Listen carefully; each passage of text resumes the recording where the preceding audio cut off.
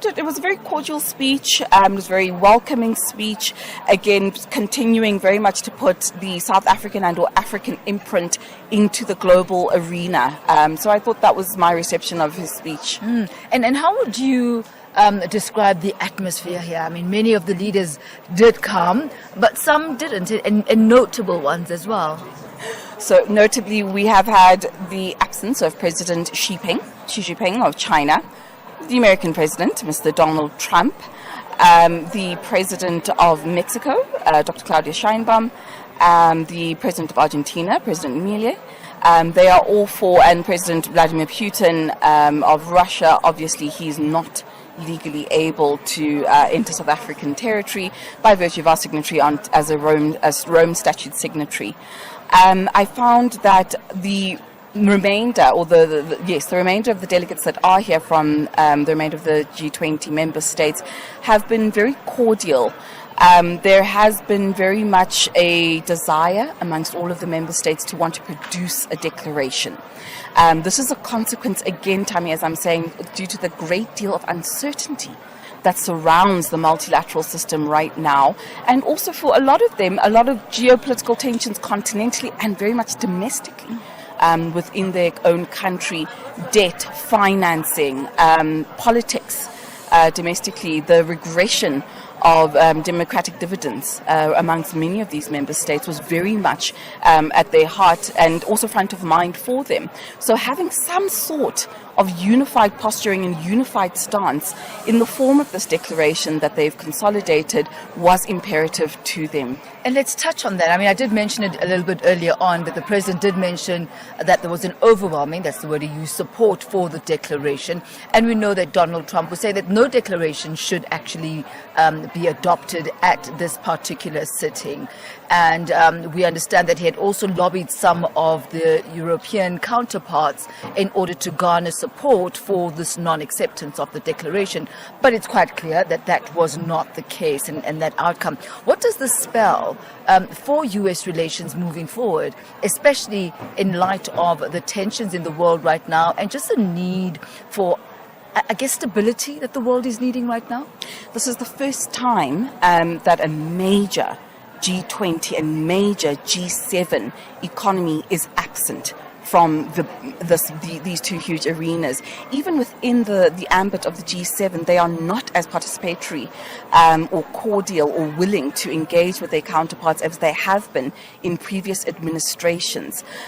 We are seeing as well across the Atlantic within the European Union and amongst individual EU member states and even Canada, we are seeing a hostility towards their neighbors, essentially, and their strongest allies. One European delegate was remarking, if I recall, earlier in the week, that this is the first time since perhaps World War II where really there is no leadership coming in from the United States of America. Furthermore than that, Tammy, you must remember that the G20 came about as a consequence of the Asian financial crisis in 1998, and in 2008 it's only then that we get the two tracks. So from 1999 until 2008 we only had finance. In 2008 the Americans suggest the Sherpas track, which is more the political track, that comes about and joins the G20. So there has been a vacuum of leadership that's coming out of the United States, but that has in no way deterred the business of the G20 meetings, whether within the working groups and or the engagement groups or amongst the Sherpas, the general business of the day from conducting itself. There has been very much a carrying on. A business as usual. Absolutely. Let's look at South Africa and its key priorities coming into the G20. Do you get a sense that the remarks made align with South Africa's initial priorities going into the summit? Well, we'd set our agenda, Tammy, we'd leaned on four real things: debt servicing, accessibility to capital markets. We had made it about critical minerals and climate change. So those are four legs of the table that we had erected our agenda on. And I think that it has been throughout the process of our work agenda throughout the year, within the engagement group, specifically amongst the think tank 20. This has very much been consistently present all the way throughout. The president does mention it in his opening address this morning. These themes are coming out also in the declaration. Thematically, South Africa has delivered on equality, sustainability, and solidarity. Now, are we going to get the best possible deal? Are we going to, witness debt cancellation for South Africa and African economies? Potentially not, Tammy. But what was important was for South Africa, and for Africa more importantly, to also want to really shape the contours of the multilateral order moving forward henceforth. And I think we have been given that opportunity, and we've very much delivered on it. The African Union now a part of the G20. The European Union is also present here today. Is there a sense that the Africa voice has been adequately represented, that this is not just about South Africa, but really the African agenda has been put on the table? Your views on that? Absolutely. I mean, the Department of Foreign Affairs of International Relations and Cooperation has been quite cordial with its African counterparts. I mean, we've had not one but two meetings that were held for working group meetings that were pertaining to finance and or trade that were held elsewhere on the continent. So we had one meeting in Egypt, and the other one, I believe, was in Nigeria. Deputy Minister Alvin Botha was leading both of those. So there has very much, and even the unraveling or the releasing of the Africa Expert Panel delivered by former Finance Minister Trevor Manuel was unveiled in Addis Ababa in Ethiopia. So it hasn't been a moment in time where the African agenda or the African Union, as now a member state of the G20, has been isolated and or ignored throughout South Africa's hosting of the G20 meeting. I'd like us just to step back a little bit. We have a clip of part of the President's opening address earlier on today. So let's take you there.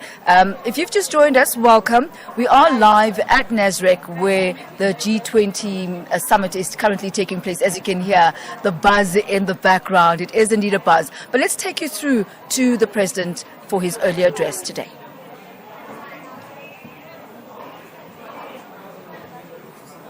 And practices. All right, as soon as we get that lined up, we certainly will. And while we're busy with that, Lerato, perhaps let's look at whether or not the President earlier on has managed to strike a balance between domestic priorities, and by domestic I'm talking about the African domestic priorities, and those priorities perhaps of the other members of the G20.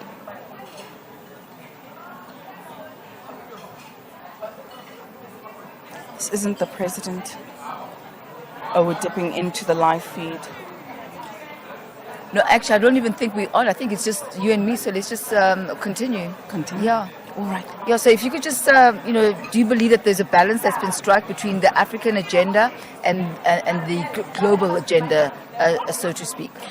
Tell me, you must remember that we are now, and it's been a rather exceptional set of circumstances.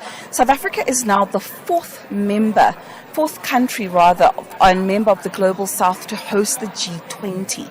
We've had India, Indonesia, Brazil, and now South Africa hosting these meetings. So very, very, very, very much there's been a consistency coming out of all four of these, and all of their declarations, interestingly enough, addressing issues of inequality, of debt, not so much so of capital markets, climate change, the migration to the renewable energies market, climate financing. So these four countries have consistently preoccupied their agenda with these five themes in some way, shape and or form.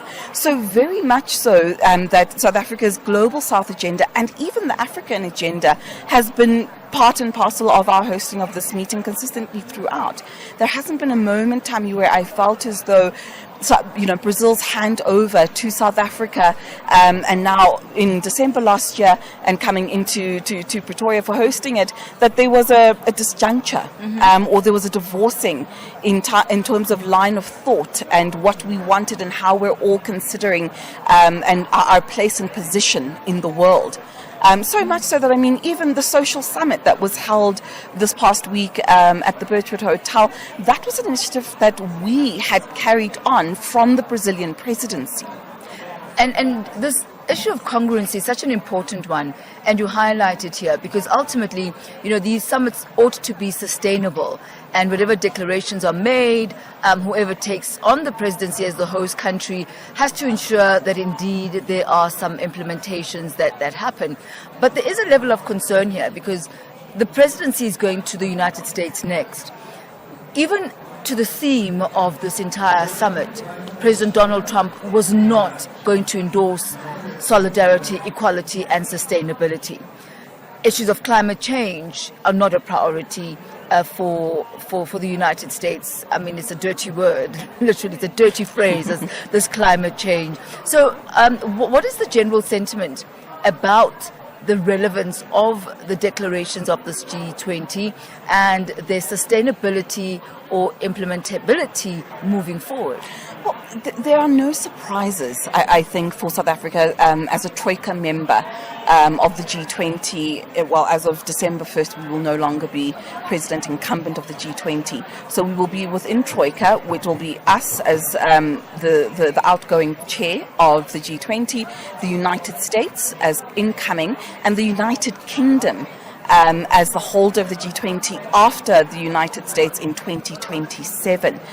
I don't think that there is anybody within the South African contingent that is in any way unaware of what the American agenda is or unaware of the fact that the work that we have put in our engagement groups and even within the President States and the declaration is going to fall away.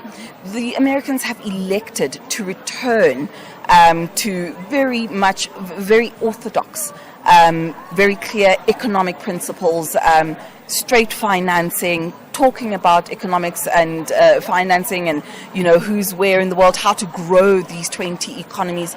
They are championing the return of the G20, what they're calling it, from what it initially really was in 1999, which was a group of countries that were being adversely impacted by the financial crisis. So we are not unaware of that. I think what is important, Tammy, is what does the United Kingdom do with what South Africa's agenda and the declaration is. The President has now elected, as of yesterday, he was addressing his African Union counterparts, that they're going to establish an Africa Framework Agreement, essentially, and they're going to keep the issues of debt and inclusiveness and the critical minerals and so on and so forth. They're going to keep it as a framework, so it will be remaining on a table. It's a project they want to continue for the next 5 years, but I think they are fully well cognizant of the fact that of those 5 years, next year's will fall away. I will leave it at that for this afternoon. There certainly is so much to unpack, but thank you once again, Lerato, for giving your expert analysis of the status quo as the G20 has begun in earnest. We are coming to you live from Nasrec at the G20. And that was analyst and strategist Lerato Zende. Thank you so much. Thank you very much, Tammy.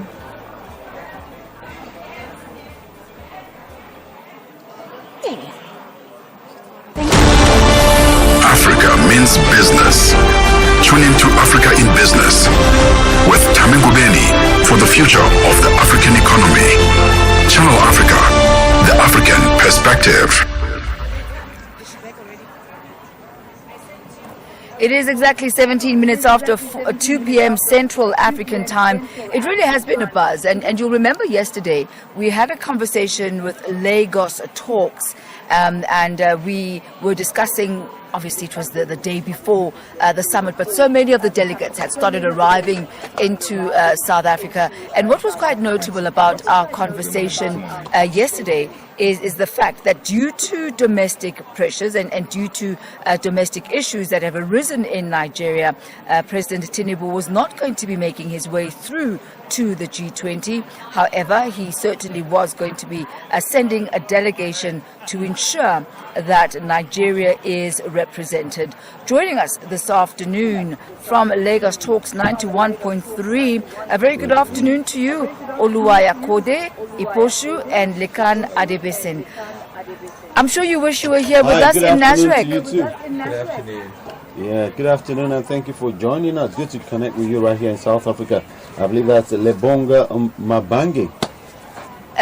Yes, certainly. I mean, I'm sure you wish that you were with us here in Johannesburg, South Africa. So what is it that you would like to find out as Nigeria about the G20? For we are here on the ground. Well, it's good to have you join us, and like you really said, yes, we would have wished to be there as well, but we know that you're doing a competent job and the partnership, that's what it means. Africa United now, that's what we're working with. But from South Africa right now, a few things come to mind. After the president's speech, what has been the reaction on the ground over there? Well, perhaps let's do this. Let's play a clip from the president's speech a little bit earlier on, and then we'll delve into the answer to that question. So here it is, President Cyril Ramaphosa earlier on today at his opening address. As a founding member of the G20, South Africa has sought to ensure that the development priorities of the Global South and the African continent find expression firmly and permanently on the agenda of the G20. This is important not only for the people of Africa and the Global South. It is vital for global stability and security, alleviating resource pressures, managing population movements, and reducing the risk of conflict. We seek stability because it attracts investment, it improves planning and reduces the risk of global economic shocks. And we prioritize inclusive and vibrant markets because they are able to drive innovation and efficiency. Thriving economies lift people out of poverty, they encourage greater investment and trade, and they generate the revenue needed to invest in public goods. The threats facing humanity today, from escalating geopolitical tensions, global warming, pandemics, energy and food insecurity, to inequality, unemployment, extreme poverty, and armed conflict, jeopardize our collective future. It is therefore essential that we make greater and faster progress towards the achievement of the United Nations Sustainable Development Goals by 2030. We welcome the Seville Commitment adopted in June this year, which sets forth a renewed global framework for financing for development. We must use this framework to catalyze development investments at scale in developing economy countries. We must continue the reform of the international financial architecture, ensuring that institutions are strengthened and are more inclusive and are equipped to meet the challenges both of the present and the future. At the beginning of our G20 presidency, we identified 4 high-level priorities. Firstly, we focus on action to strengthen disaster resilience and response. While climate-induced natural disasters affect countries around the world, they have a particularly devastating impact on countries that cannot afford the costs of recovery and rebuilding. We have agreed that it is essential for the global community, international finance institutions, development banks, and the private sector to scale up post-disaster construction. Secondly, we agreed that we must take action to ensure debt sustainability for low-income countries. The G20 needs to renew its efforts to advance debt sustainability while at the same time laying emphasis on those countries, the Global South, that are suffering from debt repayments. Thirdly, we said we should mobilize finance for a just energy transition, increasing the quality and quantity of climate finance flows to developing economy countries. Fourthly, we emphasized the importance of harnessing critical minerals for inclusive growth and sustainable development through the beneficiation of the minerals at the place of extraction. In addition to these 4 priorities, we have prioritized issues of inclusive economic growth, industrialization, inequality, unemployment, and security and artificial intelligence. Much of the work of the past year will be presented and considered at this meeting. We commend in particular the G20 at 20 review, which provides a detailed account of the path that this organization has traversed as the G20. It describes both our achievements and our challenges and makes proposals on how we can organize ourselves to be more focused on our core mandate. We welcome the work of the G20 Africa Expert Panel, which was led by South Africa's former Minister of Finance, Mr. Trevor Manuel. The panel argues that African efforts to accelerate productive investment require new global partnerships and strong multilateral cooperation. Global leaders, African insights. Follow the G20 summit with Channel Africa as it happens.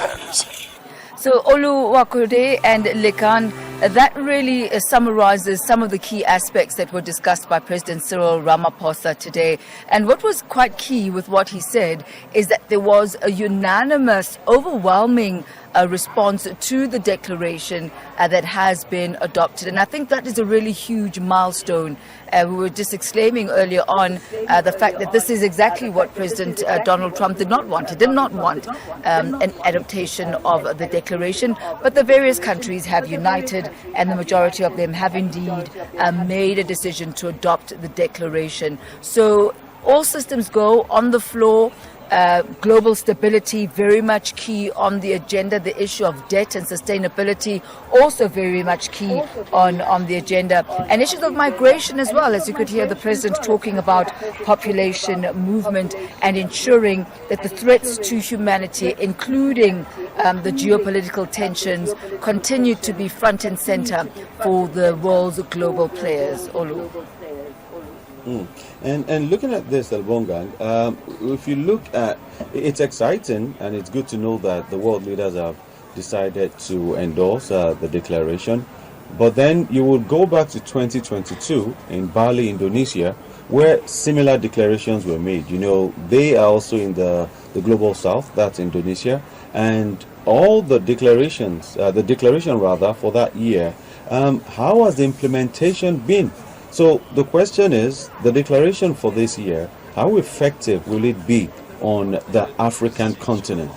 And that really is the key question for summits of this nature. There is an appetite to move beyond the rhetoric into action and implementability.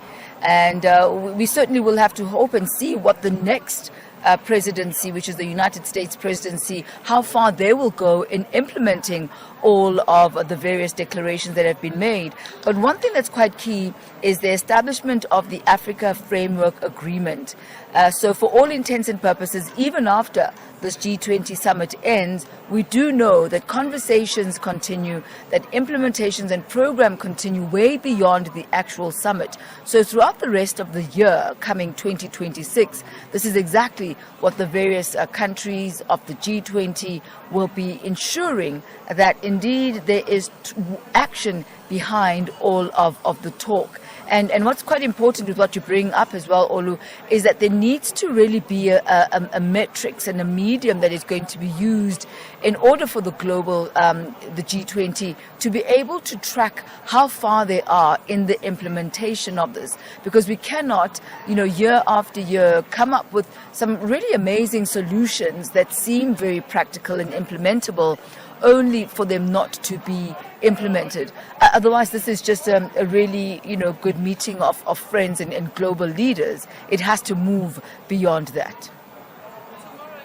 beyond truly beyond the talk shop. Lekon. All right, Lekon here. Concerning one of the issues that was discussed in the declaration that the president also mentioned in his speech, the climate change, issue. We already know that the U.S. President Donald Trump is very against the scientific conclusion that humans actually cause global warming. Now, has there been any blowback from the White House concerning this being involved in the declaration? And since the U.S. is also hosting next year or the next summit, what do you think would come out of it, if anything would concerning climate change specifically? We do know that right from the beginning, the United States did not beat about the bush. They were not involved in many of the climate sessions and sittings. They were not involved actually in this G20 at all. Their involvement is probably going to be tomorrow when they are supposed to then take over the presidency, and largely because they have not been in agreement even with the theme of the G20 this year, which is solidarity, equality and sustainability. So it's going to be a really interesting situation to watch, Lekan, moving forward, as to how much of this is the United States actually going to adopt. Are they going to try and reverse some of the declarations that have been made? So I really think as the world, we're going to be standing and watching what now, because they're not even here. They were not even supportive of this in the first place. So I think it's going to be a challenge for the rest of the G20 members moving forward, the African Union and the European Union, as to how to make sure that what they've agreed on now is binding, if at all, and is going to be implementable. So it's a wait and see approach, and I think it's the status quo that all the members of the G20 are very much well aware of, that this is the challenge that awaits them post the handing over of the G20 presidency to the United States. It's really going to be an interesting 1 year, 365 days ahead before the next summit, because we want to see what the U.S. will do with the implementation or ratification of some of this, the components of the declaration, and let's see which steps the leader of the G20 will take in the year 2026. But as we wrap this up, in South Africa, this has come there for the first time. Beyond the presence of the world leaders and the activities that are happening around South Africa, and the projection of the South African culture and a visit, tourism in South Africa, are there any direct benefits to South Africa that you can point at? Tourism is always big business, and business tourism specifically. And so, as you can imagine, the value chain is quite immense, from the flights that are being booked to the hotels that are being booked to the hospitality industry. All of these people have to be fed.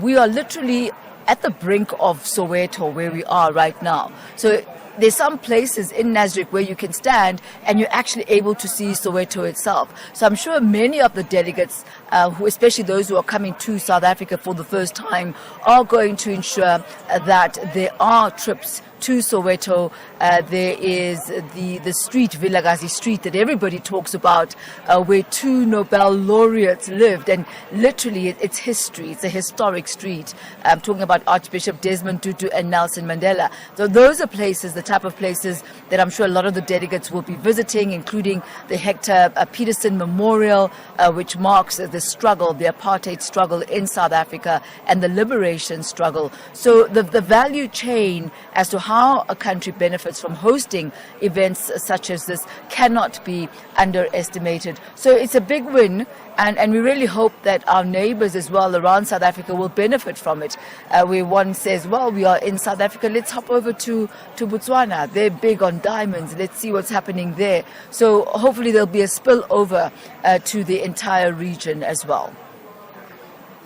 With the highlights you made and the high points and all the places to visit, now you truly are making me miss not coming for the G20. I wish you didn't go that far, and well, you might just see me on the plane this evening. Well, look, I certainly hope that's the case. If not this evening, I hope the next summit that you and I will be sitting alongside each other, broadcasting face to face, because I tell you what, you will not regret it. And we are a very hospitable nation, and so we look forward to hosting you when you come through. Great. That's a good one. Thank you so much. But sorry, before I let you go, there's this question I want to find out from you. An update. Earlier on, we heard of a threat from, is it the Operation Dubula, or is it Dubula? Earlier on, reacting to the summit.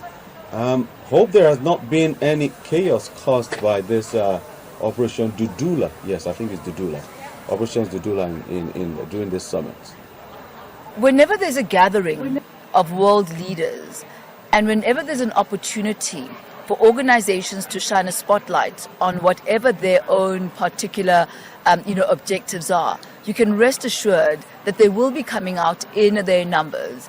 You'll also note whenever there are energy summits as well, those who are against fossil fuel and environmentalists will always be coming out. So it is to be expected that there will be demonstrations from various groups, even groups against gender-based violence, especially because we're about to go into the 16 days of activism against gender-based violence for women and children. So all the various groups are taking advantage of this opportunity in order to ensure that their plight gets onto not just national agendas, not just continental agendas, but global agendas as well.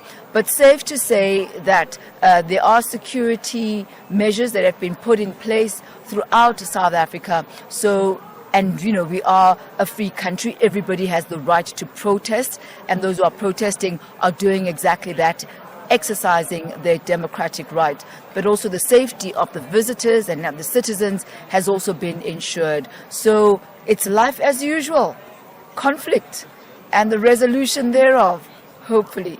But yes, it is safe, and people are exercising their democratic right to protest and to have their voices heard. All right. Thank you so much for your time, Label, this afternoon. And, we'll catch up with you sometime later today and definitely tomorrow. Definitely. We'll cross over to Channel Africa Studio. Thank you so much. That is Oluwayakode Iposu and Lekan Adebesin from Lagos Talks 91.3 FM. And I'm sure they've been talking to Lebohang throughout the course of it. And I'm sure they'll continue touching base with Lebohang as well as we continue our live coverage, coming to you live from Nasrec Expo Center in Johannesburg, South Africa. This is the G20 2025 Summit. This weekend, South Africa will host the G20 Summit at the Nasrec Expo Center near Soweto.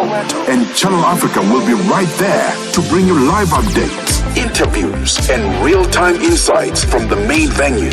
And so, our regular lineup will be adjusted just a little bit for this weekend to accommodate the G20. On Saturday, the 22nd of November, the Oasis will broadcast for 2 hours. Out and About takes a break for a full look at the G20. After Africa Chart Toppers, our news and current affairs team will bring you special live broadcast in 5 different languages directly from Nasrec. And normal programming will resume at 8 p.m. Central African Time. And then on Sunday, the 23rd of November, the Oasis will also broadcast for 2 hours. Tech Africa steps aside for our news and current affairs teams to bring you special live broadcast in 5 different languages. Then, Planting the Seed resumes from 1 p.m. till 2 p.m. Central African Time. Channel Africa, your window to the continent, connecting you to the world in an African perspective.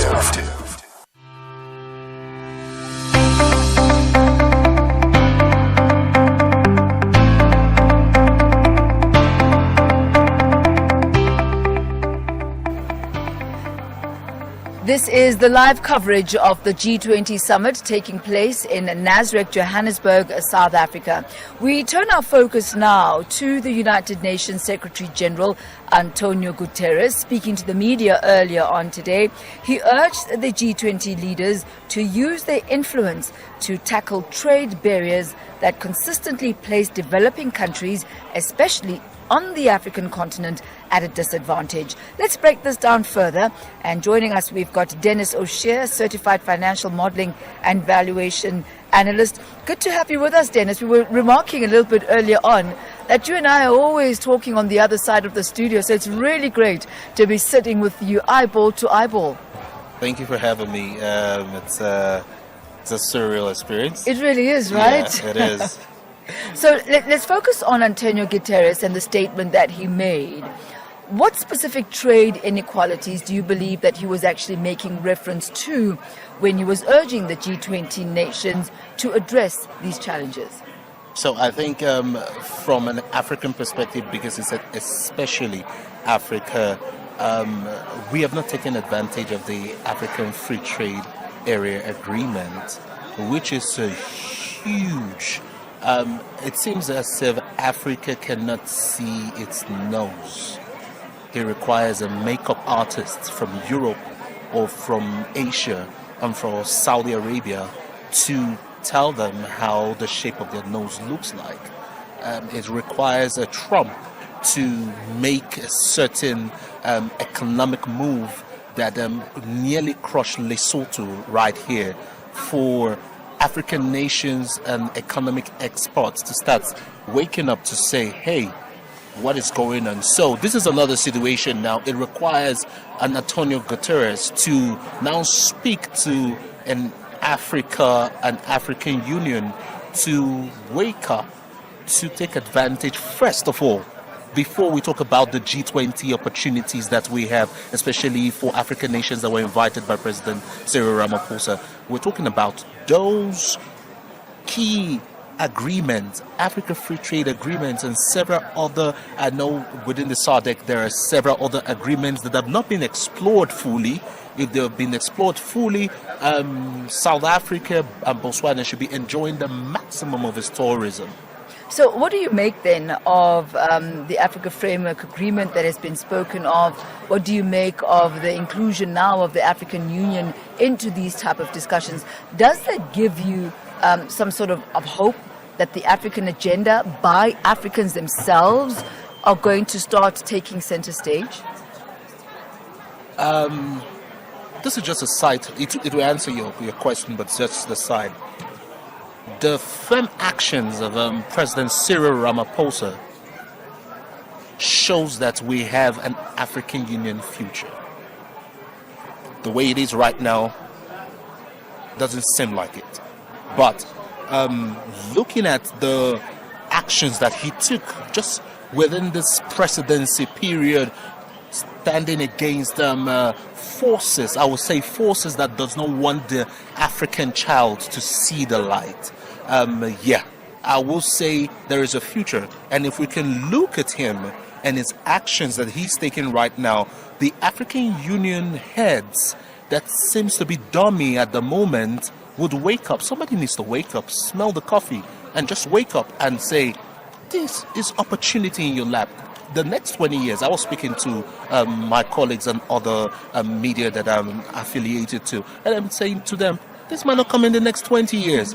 You might be in your 50s, 70s. Some people right here might even be dead, gone for another opportunity to host this. So this is a turning point. This is a point that African Union should be jumping right now, doing some 6 somersaults and be thanking God, Jesus, and the ancestors that this has happened to Africa at this moment. And from 2026, we should be seeing the agreements flying. There should be that agreement between Nigeria and Sierra Leone, between Ghana and South Africa, between Botswana and Zimbabwe.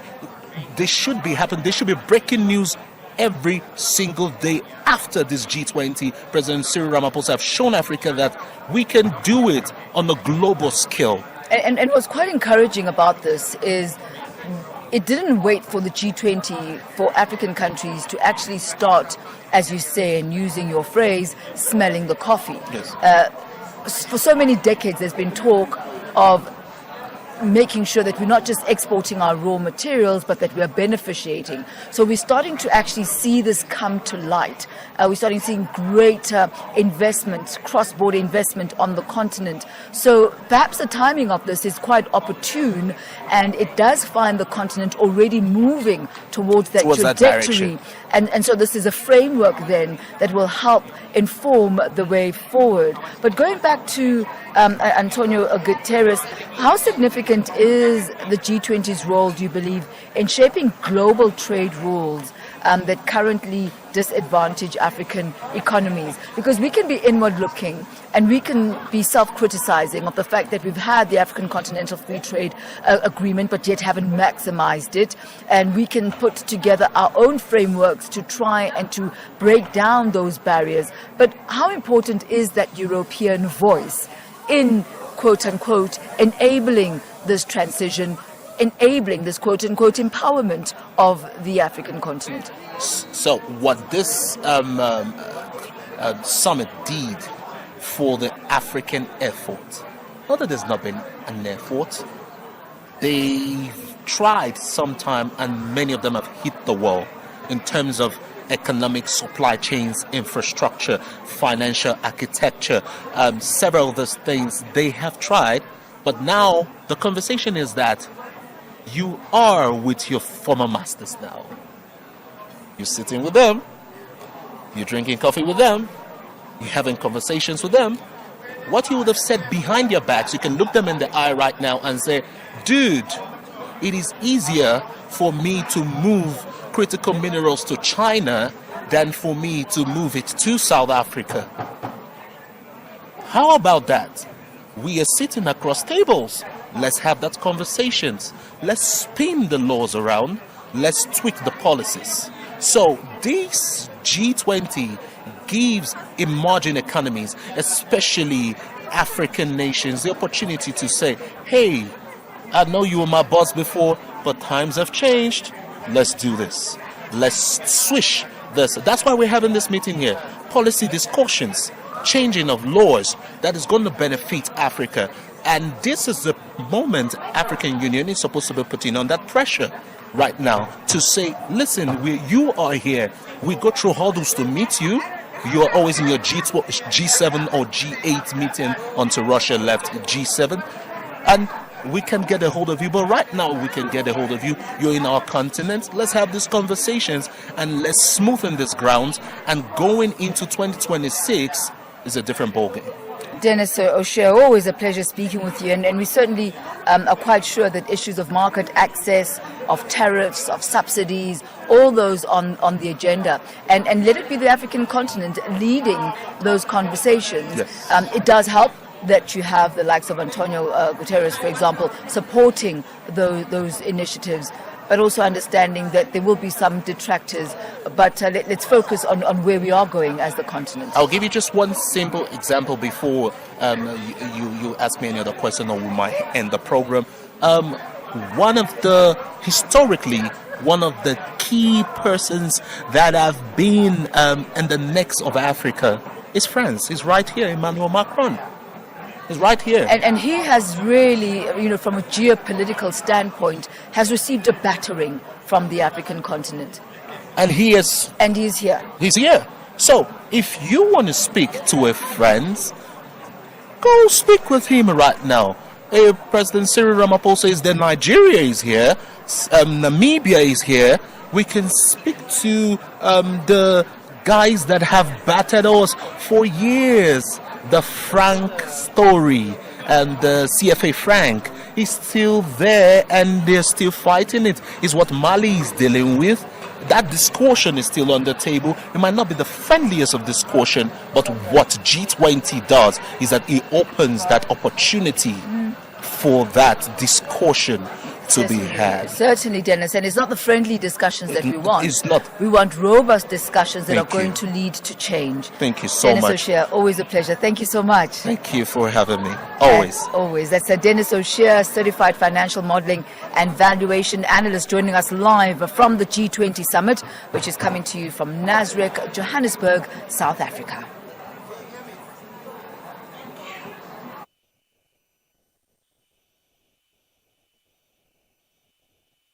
This weekend, South Africa will host the G20 Summit at the Nasrec Expo Center near Soweto.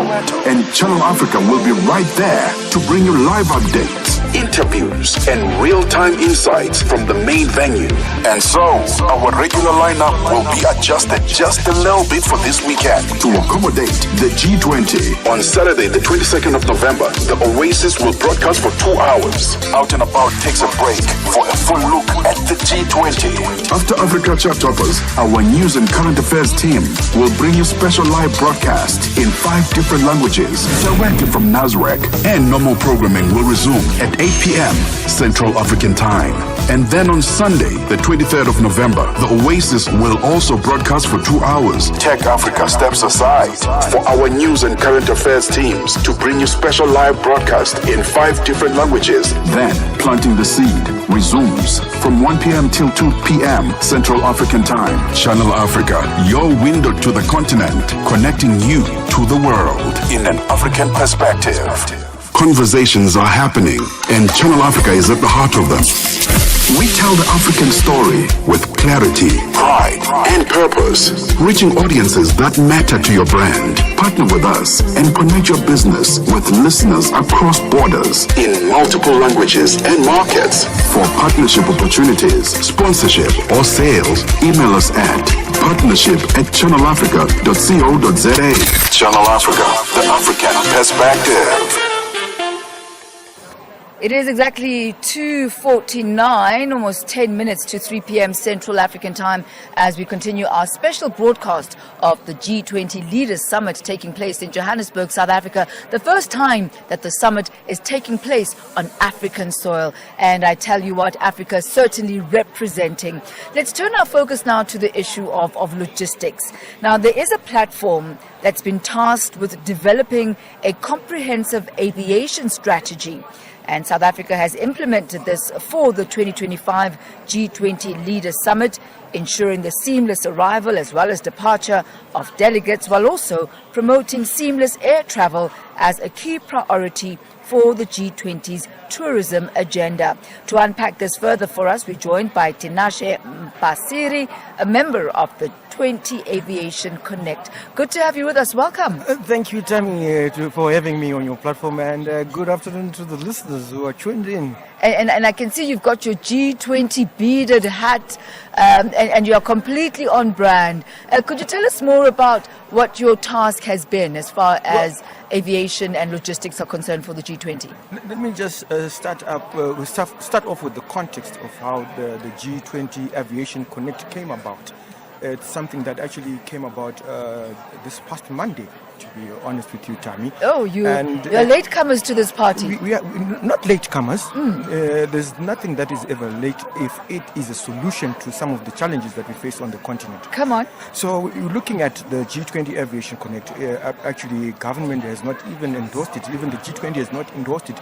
But it stems from understanding that most of the time as individuals, we wait for those who act in the name of government to come up with solutions. Yet, as individuals who happen to be the ones who actually elect people into public power, we want this very same people to provide solutions. And when you look at the role of parliamentarians and so forth, they're actually our representatives. So you don't expect them to actually be thinkers as far as the solutions, but us as individuals, as citizens, we ought to actually play our role.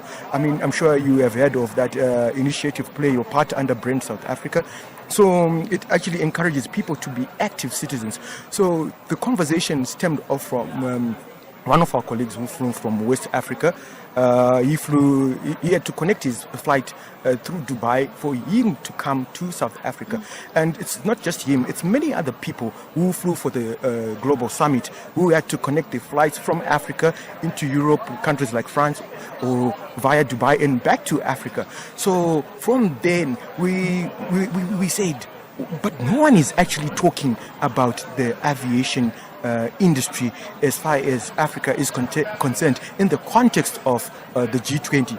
So having had that conversation, we said, let's do something about it. Let's be problem solvers. Let's ignite the conversation so that at the next forum, whether it's in Davos, at the World Economic Forum, or whether US is going to host the next G20 summit.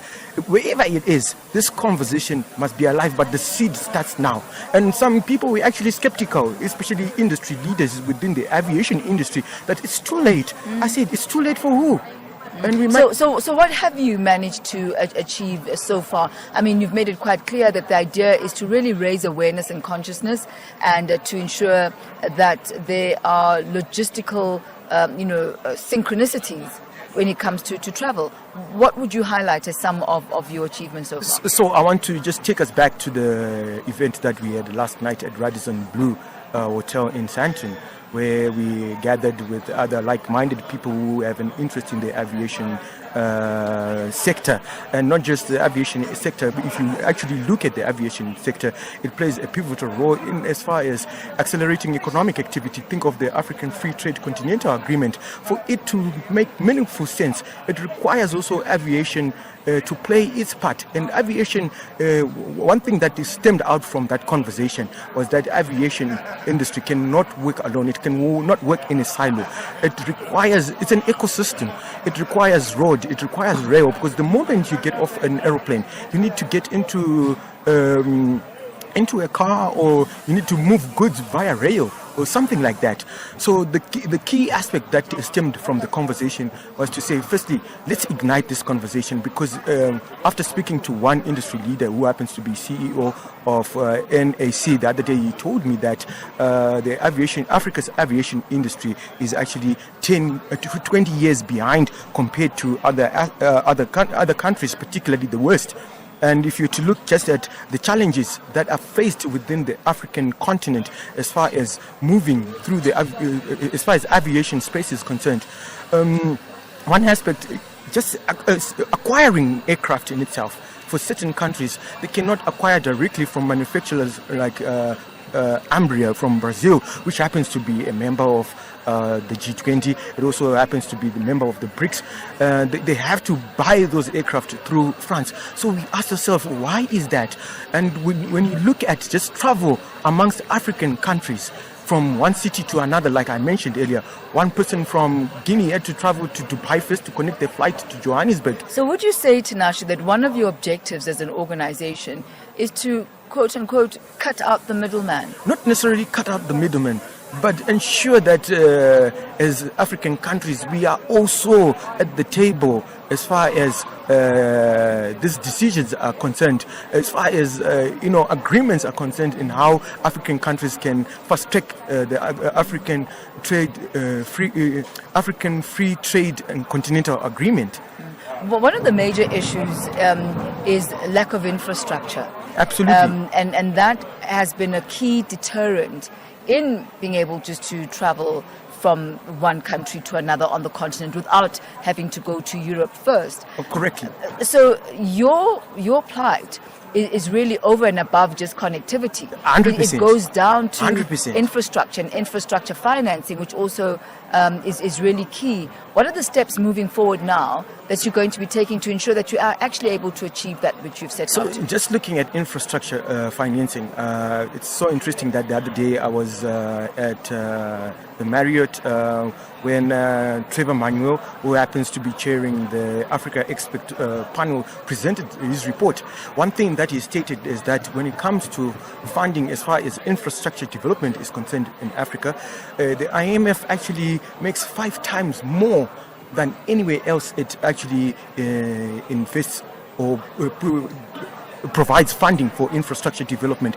And yet most of the time we hear that Africa is such a great risk when it comes to financing infrastructure.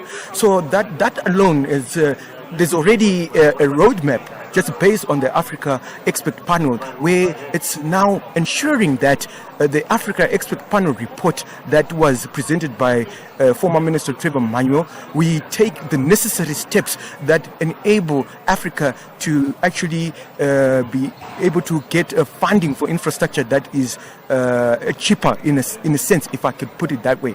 Because if you look at that aspect of financing projects in Africa and the interest rates concerned with the loans that are provided for funding Africa, the interest rates are quite high.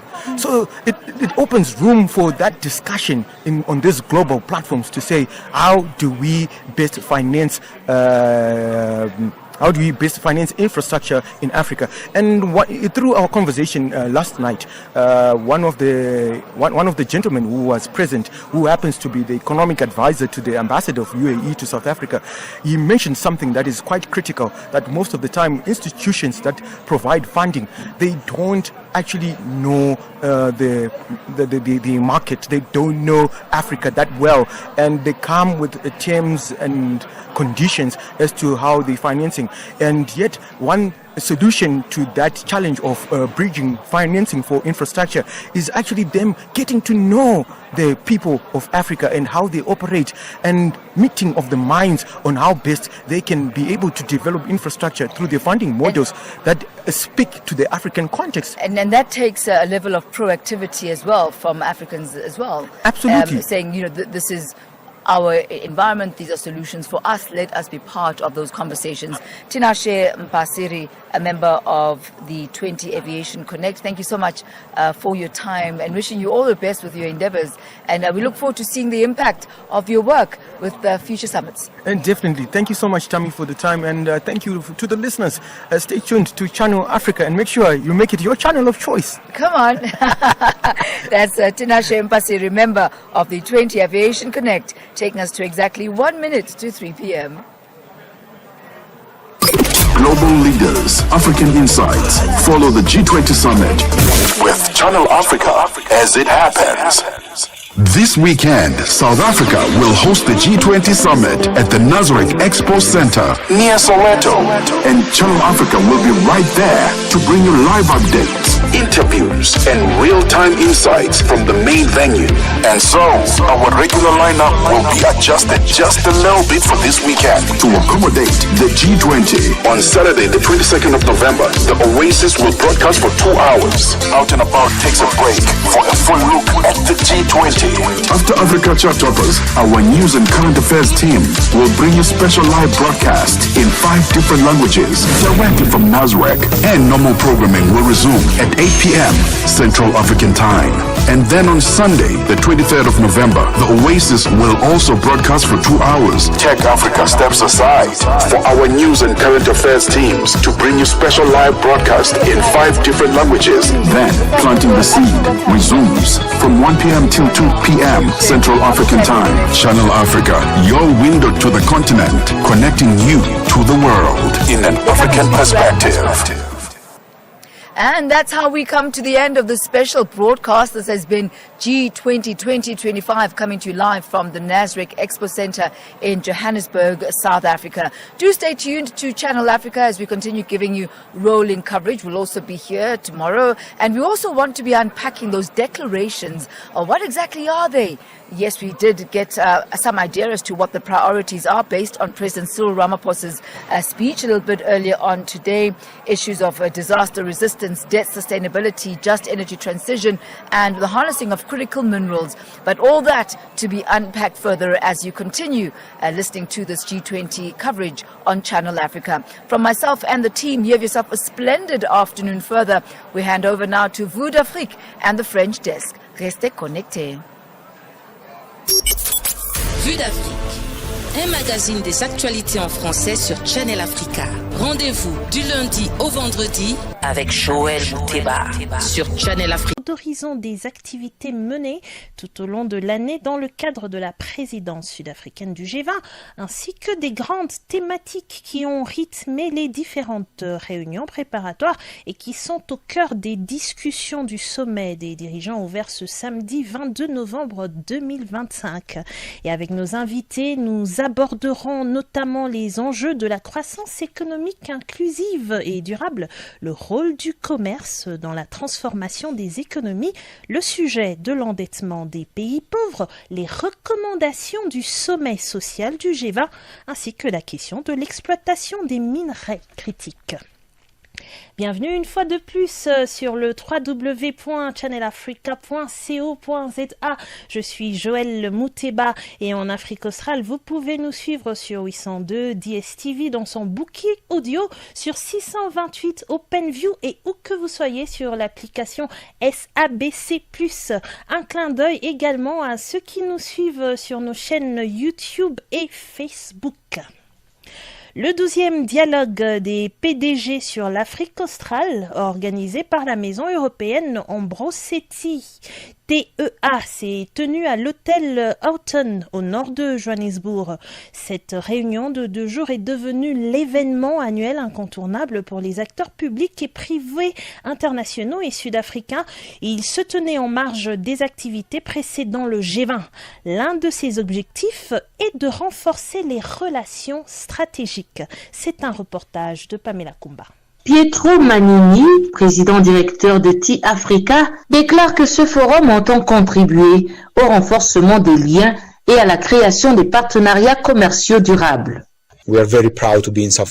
Nous sommes très fiers d'être en Afrique du Sud et d'y avoir réuni 200 PDG, directeurs d'agences multilatérales et représentants gouvernementaux, afin de discuter des principales opportunités industrielles présentes dans le pays et la région, du rôle que notre organisation pourrait jouer pour renforcer les partenariats avec les acteurs internationaux et attirer l'attention sur cette région du monde à l'échelle internationale. L'objectif principal est, bien sûr, de constituer une communauté permanente de dirigeants pour favoriser la croissance de leurs entreprises, de leur pays et de leur continent. Mais à long terme, nous souhaitons instaurer la confiance entre les personnes et créer une plateforme d'échange efficace de connaissances.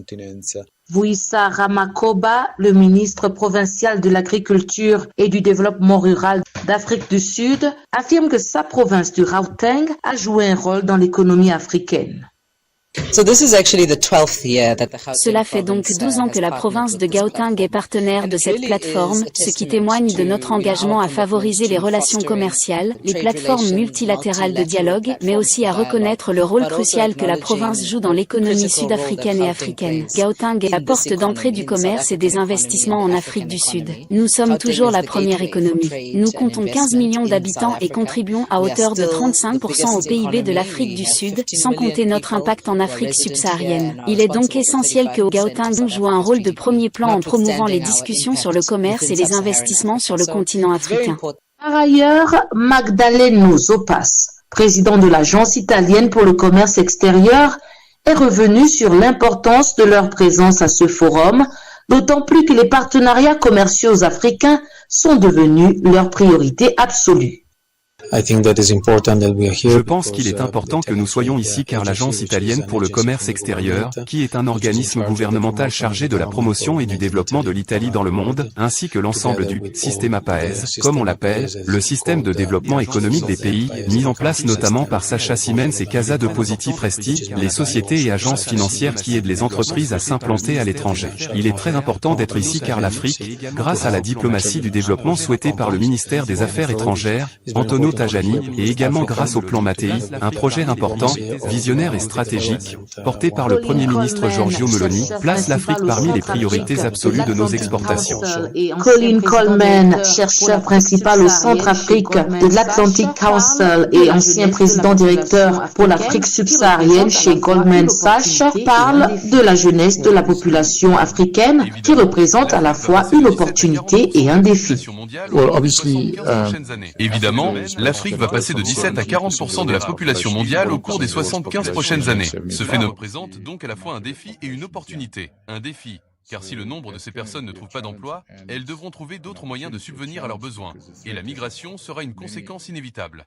Coleman affirme qu'il est crucial que les jeunes maîtrisent les technologies car ils constitueront une part importante de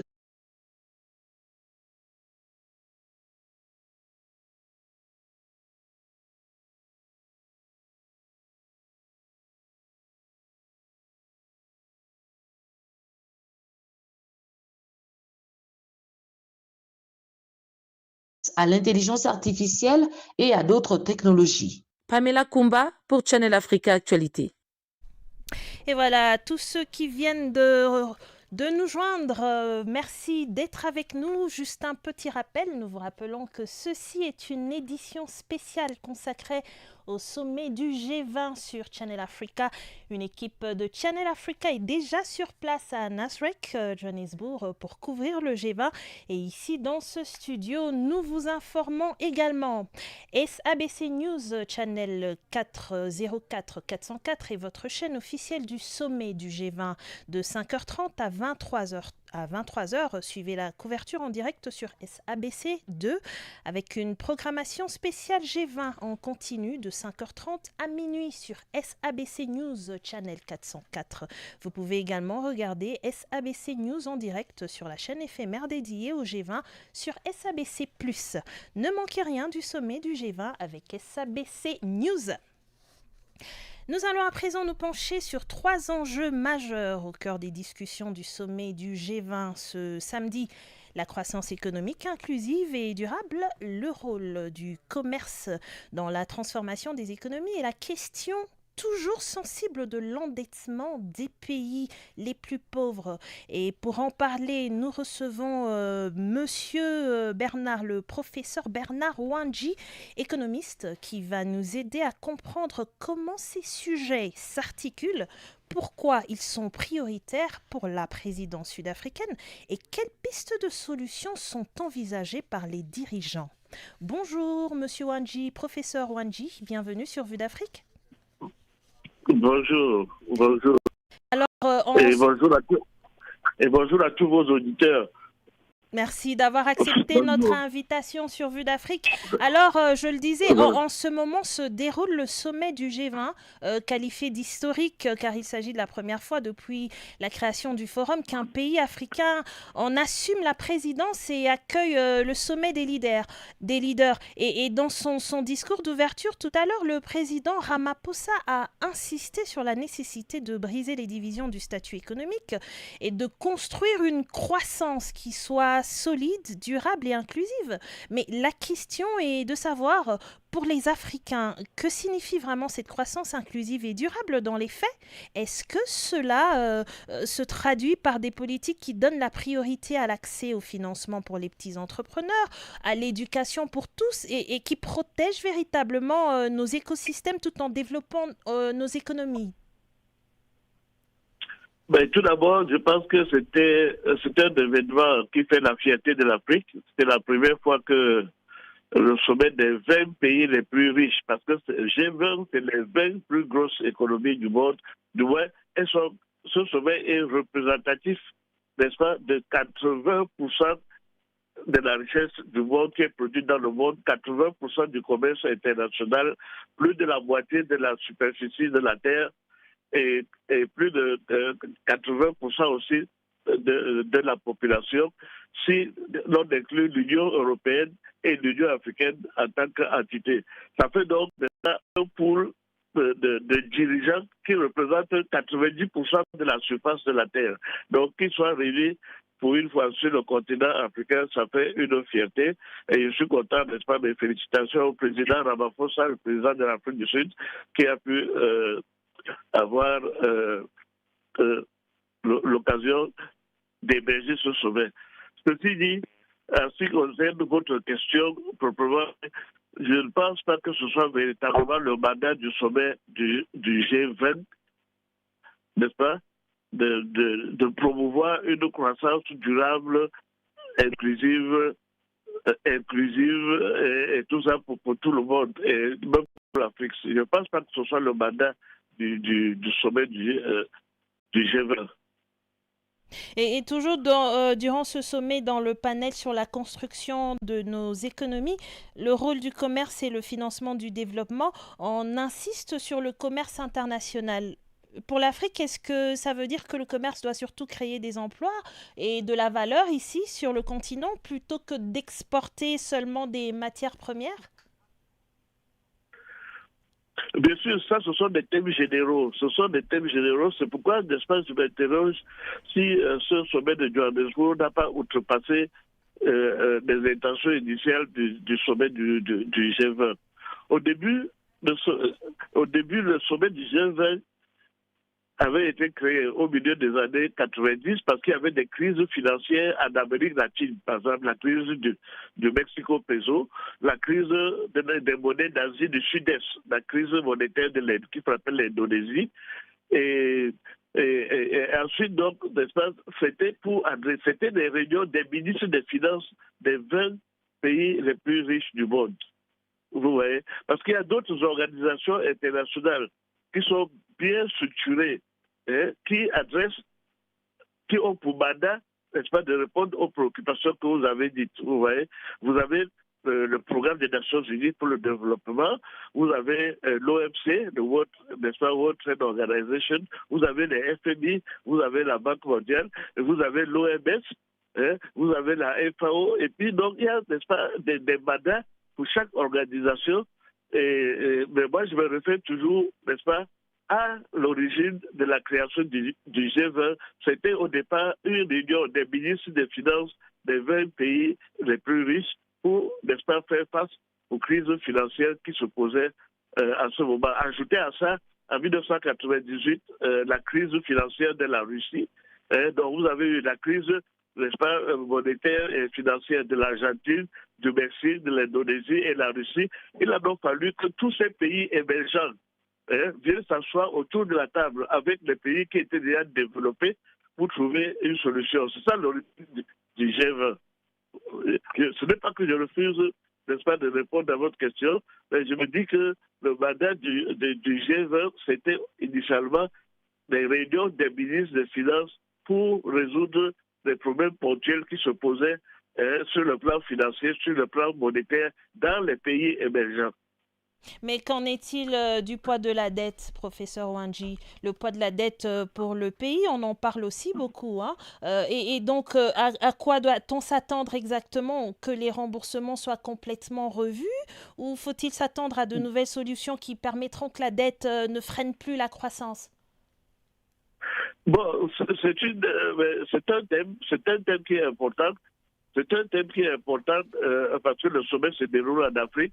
Donc, il appartient donc maintenant au président des exercice de l'Union africaine, le président Jean Lorenzo, avec qui j'ai travaillé en Angola.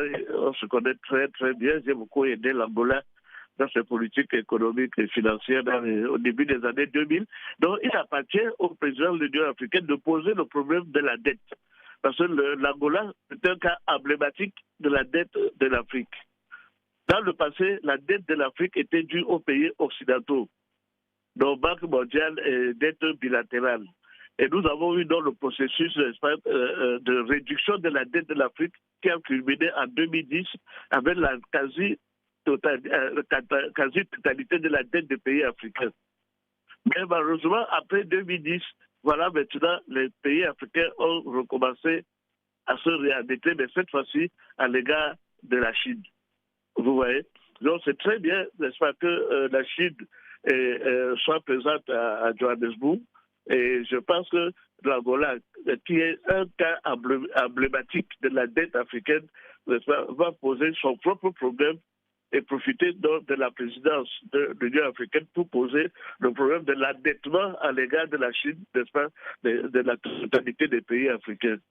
Alors, je vous rappelle toujours que initialement, le G20, c'était la réunion des ministres des Finances, n'est-ce pas, des 10 pays les plus industrialisés auxquels on a ajouté les pays émergents.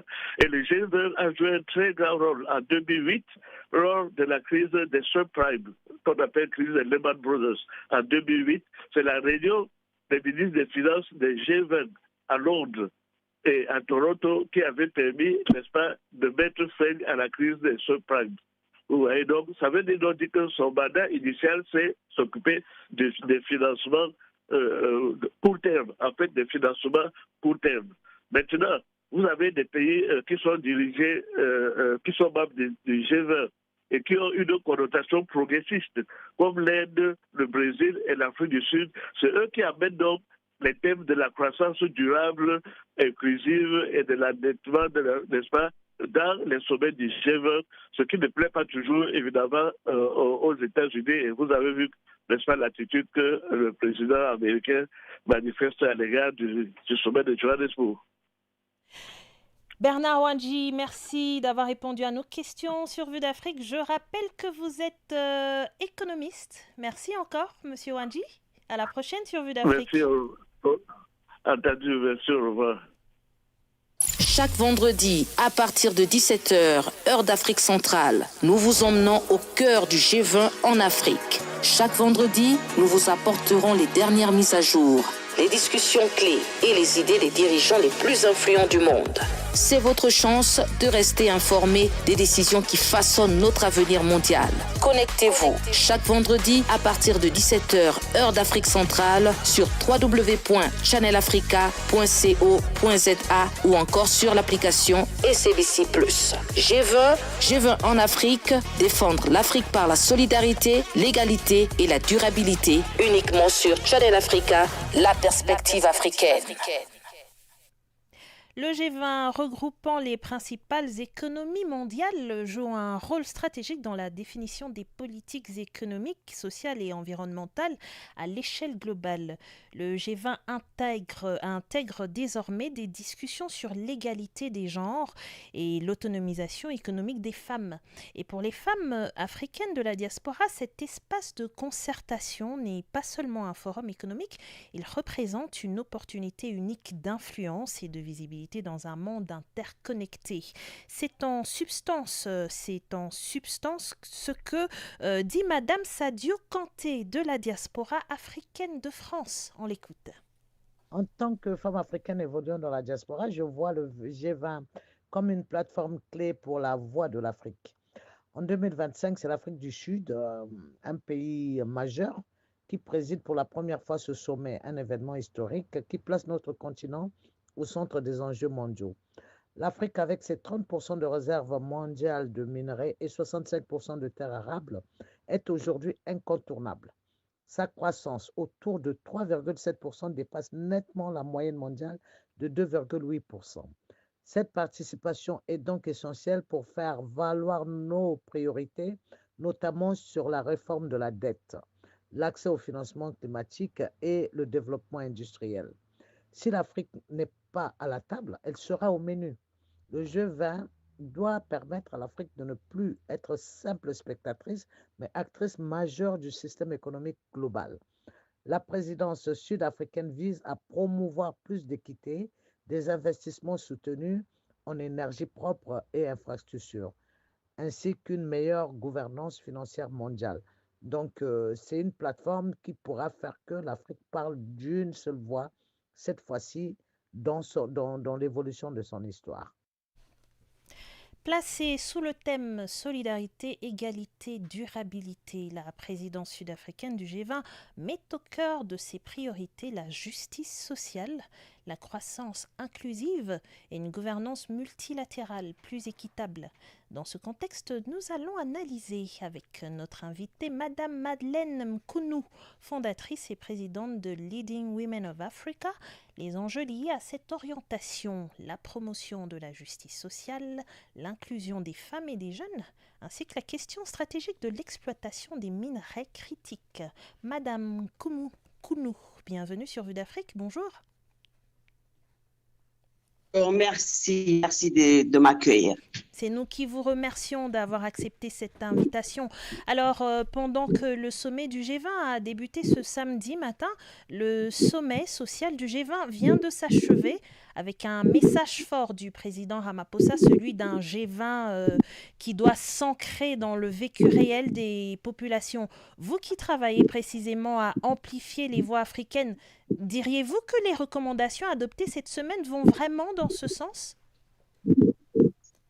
Je peux dire oui, je dois agréer. D'abord, on doit dire que, en tout cas, les recommandations vont dans une bonne direction, dans le sens qu'il y a l'inclusion financière. On a parlé de la lutte contre les inégalités, la réforme du système financier international. C'est déjà ça le point clés sur lesquelles on était en train de débattre, inclut même le problème de minerais. Donc, quand on voit maintenant pratiquement ce qui ressort du sommet social, on peut voir que vraiment ça va dans une bonne direction, bien que maintenant la question sera peut-être l'essentiel, ce qui sera essentiel, c'est la question de l'application.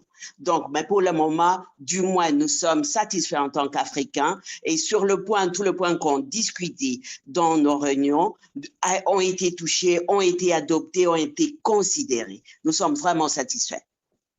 Votre initiative Beyond Boundaries vise justement à faire entendre les citoyens, les femmes, les jeunes, les entrepreneurs, je veux dire ceux qui sont souvent exclus des grandes décisions.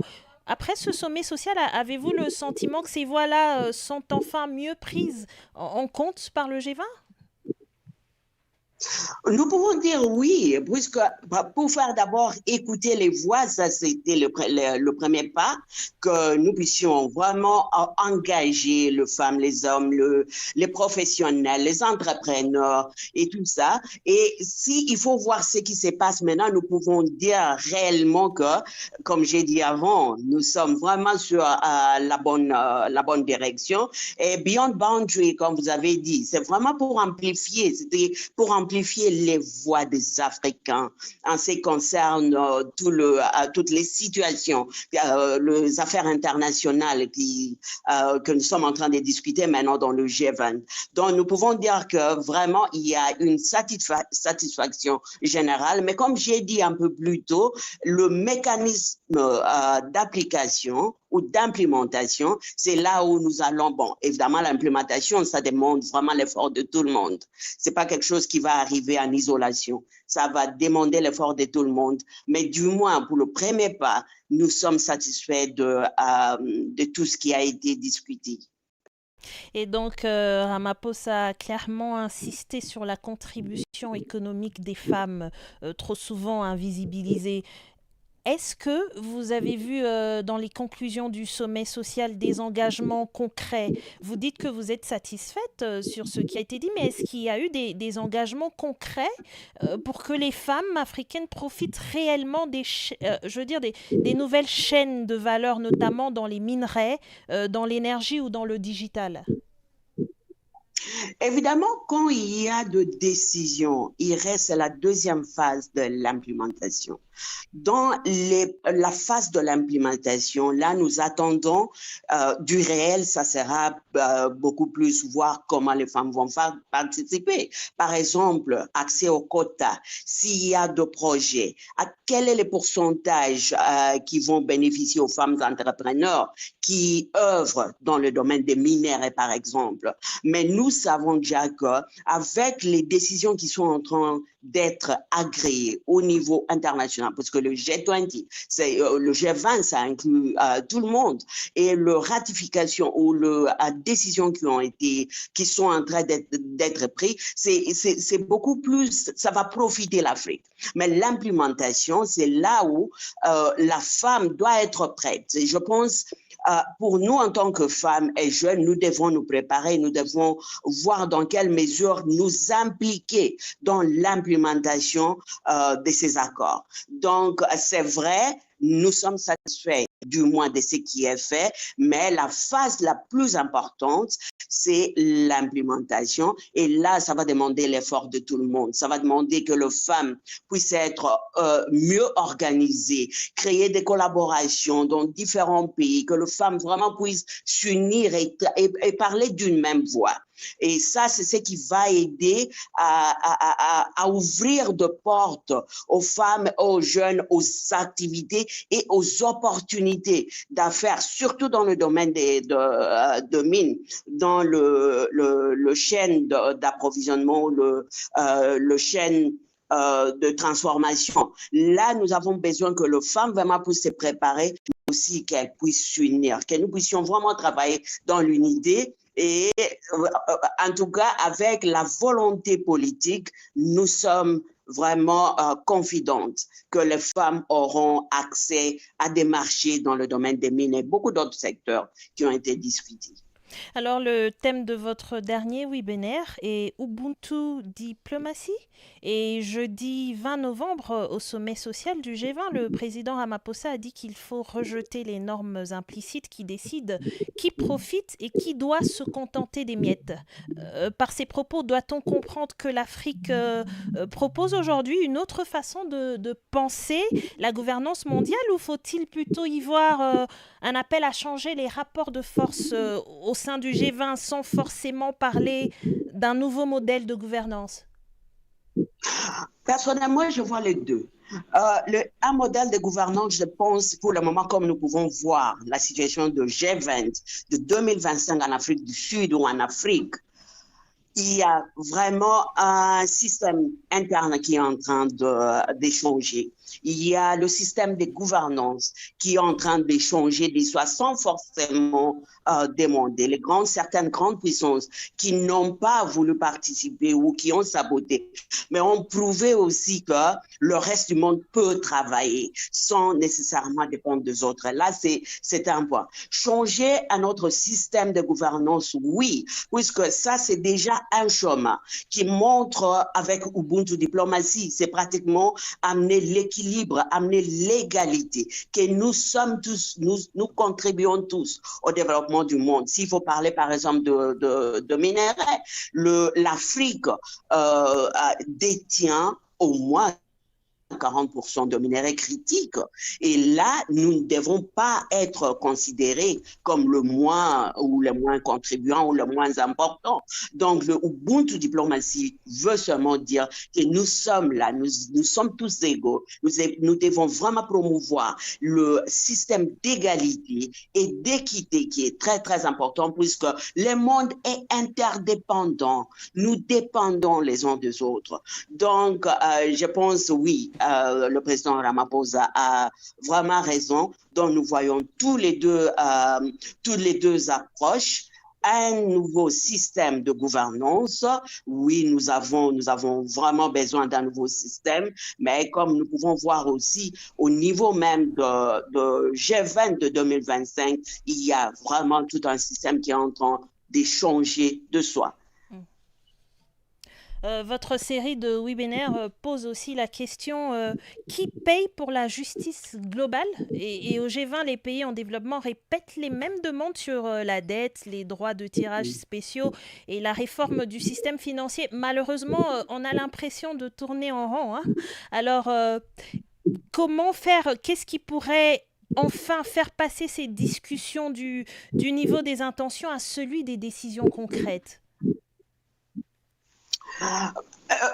D'abord, comme il y a déjà la volonté politique au niveau de leaders mondiaux, c'est déjà un point positif. Il y a la volonté de maintenant voir, surtout en ce qui concerne la justice financière, c'est voir la transparence totale sur les dettes et les conditions d'emprunt. Donc, c'est déjà un bon point, une nouvelle architecture financière où les pays africains doivent réellement participer aux décisions. Donc, dès qu'il y a ça, il y a maintenant peut-être ce qui reste, ce sont les conditionnalités de financement. Et là, nous pouvons déjà voir qu'il y a déjà la volonté politique, c'est ce que je peux dire. Et je sais que nous tournons en rond. Mais il y a toujours un moment dans l'histoire, là où il y a un point, là où le leader se décide que trop, c'est trop. Et je pense G20 2025 a décidé que les choses ne seront plus jamais les mêmes. Et comme le peuple est aussi éveillé, nous sommes, G20 ayant lieu en Afrique, ça a réveillé tout le monde. Ça a réveillé que la place de l'Afrique n'est pas seulement en bas, elle est maintenant en top, là où elle est aussi sur la table de prise de décision. Donc, je peux dire, c'est vrai, nous avons tourné en rond en ce qui concerne surtout la situation des justices financières, mais je suis sûre que G20 2025 en Afrique a changé les choses et les choses ne seront plus jamais les mêmes, puisque la présence même des puissances mondiales en Afrique, aujourd'hui, comme nous parlons là, ça prouve déjà qu'ils adoptent que maintenant l'Afrique, nous devons considérer l'Afrique comme un partenaire égal. Et c'est ce que nous avons toujours prêché, le partenariat gagnant-gagnant. Et je pense là, c'est déjà un bon point positif que nous pouvons compter, qu'avec cette volonté politique, ça va se traduire à des concrets qui vont bénéficier l'Afrique. Madame Madeleine Nkounou, vous êtes fondatrice et présidente de Leading Women of Africa. Merci d'avoir répondu à nos questions sur Vue d'Afrique en rapport avec ce spécial G20. Merci encore Madame Nkounou. Au revoir. Merci de m'avoir eu. Au revoir. Alors, chers auditeurs, je vous disais tout à l'heure qu'une équipe de Vue d'Afrique est sur place à Nasrec, Johannesburg, au G20. Et justement, nous retrouvons maintenant ma collègue sur place. Let's now cross over to you, Ntantla. How are you? Good afternoon. We are coming to you live from the G20 at the Nasrec Expo Center. It's buzzing with activity. Hundreds of delegates, hundreds of media have converged at the Expo Center for this milestone event happening on the African soil for the first time. Now, South African presidential spokesperson Vincent Magweng has confirmed that the leaders of the G20 have reached a consensus for a G20 leader summit declaration to be adopted at the end of the summit tomorrow. Magweng was speaking to the media on the sidelines of the summit happening here at the Expo Center in Johannesburg. South Africa, like I said, is hosting this summit under the theme Solidarity, Equality, and Sustainability. More on this, I spoke to political analyst Tendi Lembete just to talk about the 4 pillars that South Africa has chosen to use for this particular summit. Let's take a listen.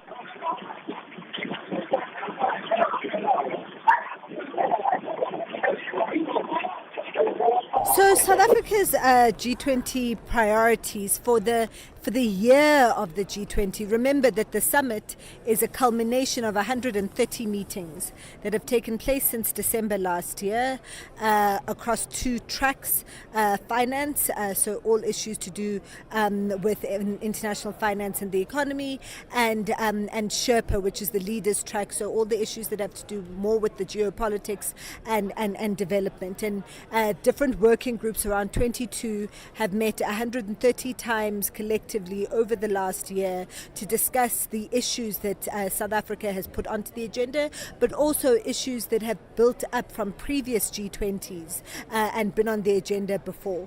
And so the issues that South Africa chose to prioritize on were particularly those that affect developing countries, especially Africa.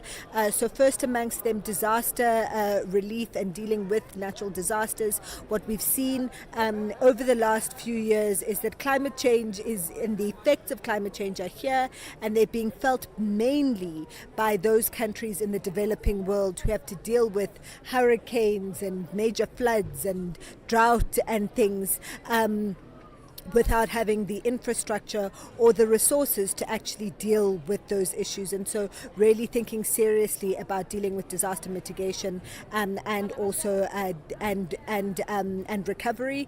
The second thing and the second issue is around on an inclusive just transition. So making sure that the move towards renewable energy actually works for those countries that are still industrializing, that are still needing to get onto a development path to get their people out of poverty, to make sure that as we move towards more renewable forms of energy, that this is done in a way that doesn't prevent the development of those countries that haven't reached their full development potential yet. And so making sure that there's finance available to invest in infrastructure, to invest in the training of people, to invest in the development of new industries in the developing world, particularly on the African continent. The third issue around taking action on debt sustainability, because this is a big issue that's facing developing countries, particularly African states, where we are unable to develop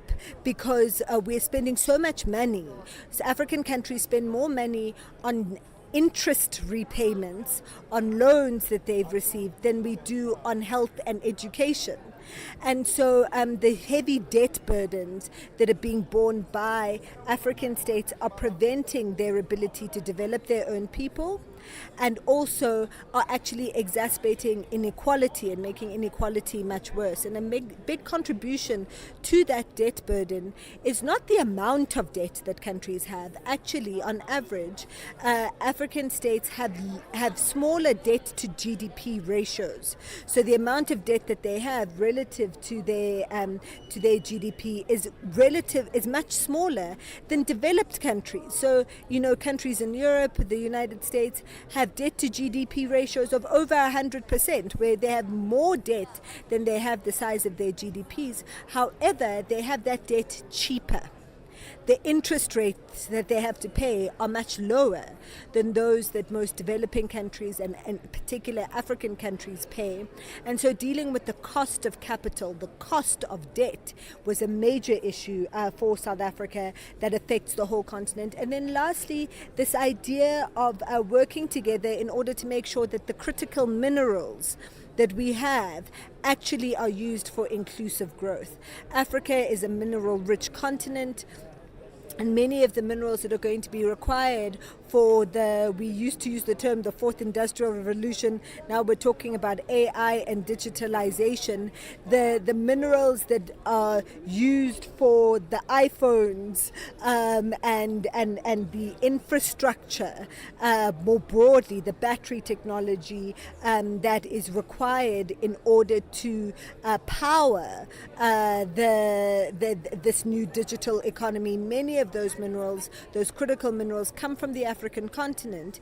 And so how do we make sure that we don't continue the historical pattern of Africa being exploited for its minerals and those minerals being taken out to have value added to them, to be beneficiated by others, and then we now buy back those products as African states? How do we ensure that the development of those or the exploitation of those critical minerals is in a way that includes us in the growth and in the value addition that comes, and also to make sure that this is done sustainably in order to develop the African continent. Let's remember that 70% of Africans are under the age of 30. By the year 2040, Africa will be home to over 25% of the world's population. Africa is the future of the world. It is the youngest continent. The world's future workforce, the world's future consumer base is on Africa. And so we need to make sure now that the kinds of development, the development path that the world is going on to, because we can see that the old systems are changing, the old ways of running economies are changing. We need to make sure that what emerges from this period of change actually works to the benefit of Africans and not against us. I want us to talk about what presidential spokesman Vincent Magwenya said earlier on when we stopped him. He said the leaders have agreed to adopt the declaration come end of the summit tomorrow. Now, with the US deciding not to be present at this summit, what implications does this then have, especially in light of the fact that President Cyril Ramaphosa has said that he will not hand over this declaration to an ambassador of the US? So I think it's important here to remember the context that the Leaders Summit of the G20 that started in 2008 in the context of the global financial crisis and the beginning of the global financial crisis at that time, adopted in its ways of working this consensus decision making. And the reason for that adoption was to say that the Leaders Summit is the culmination of a lot of discussion and meetings that have happened over time, and that in order to create commitment to the decisions that have been taken in all of these other meetings that happen over the course of a G20 presidency, we need to adopt decisions by consensus. And what that means is that we're all going to compromise. So there will be things that make it into the declaration that weren't very important to South Africa or that South Africa wasn't sure about. There'll be things, though, that can make it into the declaration that are very important to South Africa and that are the priority of South Africa.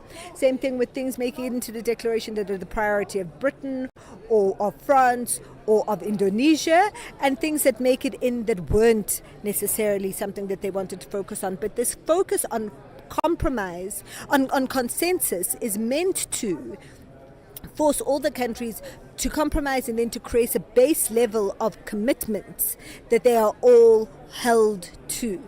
Now, this is not the first time that the United States has tried to sabotage or to stop a declaration from happening. In 2017, at the Hamburg summit that took place in Hamburg in Germany in the first year of the Trump presidency, and the United States had pulled out of the Paris climate agreement, and in that case President Trump attended the summit, but he spent a lot of the summit in bilateral meetings and in press conferences on his own, and also spent a lot of the summit trying to prevent a declaration from being passed that would acknowledge and that would name the Paris Climate Agreement, and that would acknowledge the issue of climate change as an issue that all countries recognize. And at that summit, what ended up happening is that a leaders' declaration was passed anyway, and a consensus was reached in the declaration anyway, with the United States' participation, and then with a caveat, with the part in the declaration that said we all acknowledge climate change, we acknowledge and we commit to the Paris Climate Agreement, and that the Paris Climate Agreement is not reversible except for the United States. So that was a declaration that was a 19 plus 1, where all 19 other members of the G20 at the time, so 18 member states and the EU. So 19 of the member states said that we accept this declaration in full, except the US doesn't accept this little part of the declaration. This happened in 2017, and the countries that were present there said, no, we are not going to be held ransom because this particular leader doesn't like part of the declaration. We're going to pass the declaration anyway, and the leaders' declaration was passed in 2017 in that way. And so with this declaration in 2025, in this case where the United States has chosen to boycott the entire process, so the United States did not participate in the drafting of the declaration, even though the US has participated in just about all of the 130 meetings that have happened until this summit, including the finance ministers meeting. The last finance ministers meeting took place in October, so a month ago, and there was a finance ministers declaration, a finance track declaration that was passed that the US signed up to. The US signed up to the finance track declaration in October, and so this changing of its mind in the 2 weeks before the summit to say that no, actually we're not going to participate, when they had been participating in the process all along, and then changing their minds again 2 days ago to say that no, we will be participating but only with junior people, is really not taking not just South Africa, but not taking the entire membership of the G20 seriously, not taking multilateralism, not taking this collective decision-making seriously. And you can't have one country holding the whole world to ransom. And so I think there's a very important statement that the leaders of the world are sending to everyone, to say that no, there's no one who is so important that their participation stops the work that is important to do. And there's no one that is so important that they destroy something that has been built up over more than 20 years until now, and that the work is going to continue. And yes, America takes over the G20 presidency now. I mean, they're meant to be having their first meetings from December. And that can happen whether the G20 declaration is handed over or not. The handover that would happen on Sunday is symbolic. The work has already been handed over. So at that finance ministers meeting in October, the work of the finance track was handed over to the United States. And the United States has already planned when its meetings are going to take place. The United States has already indicated that their summit is going to happen in Miami at some point in 2026. So the work continues, whether or not you have the symbolic moment of the handover. And I think that it's been very important for the leaders of the world to stand their ground and to say that we can't have our work dictated and compromised by just one country. And I think it should be a reality check to the United States that power, global economic power, global military power, yes, the US is still the biggest economy in the world. Yes, it still has the greatest stores of capital in the world, but that is not an absolute position anymore. And that there are many ways in which China has actually surpassed the United States. China is the biggest producer of renewable energy in the world.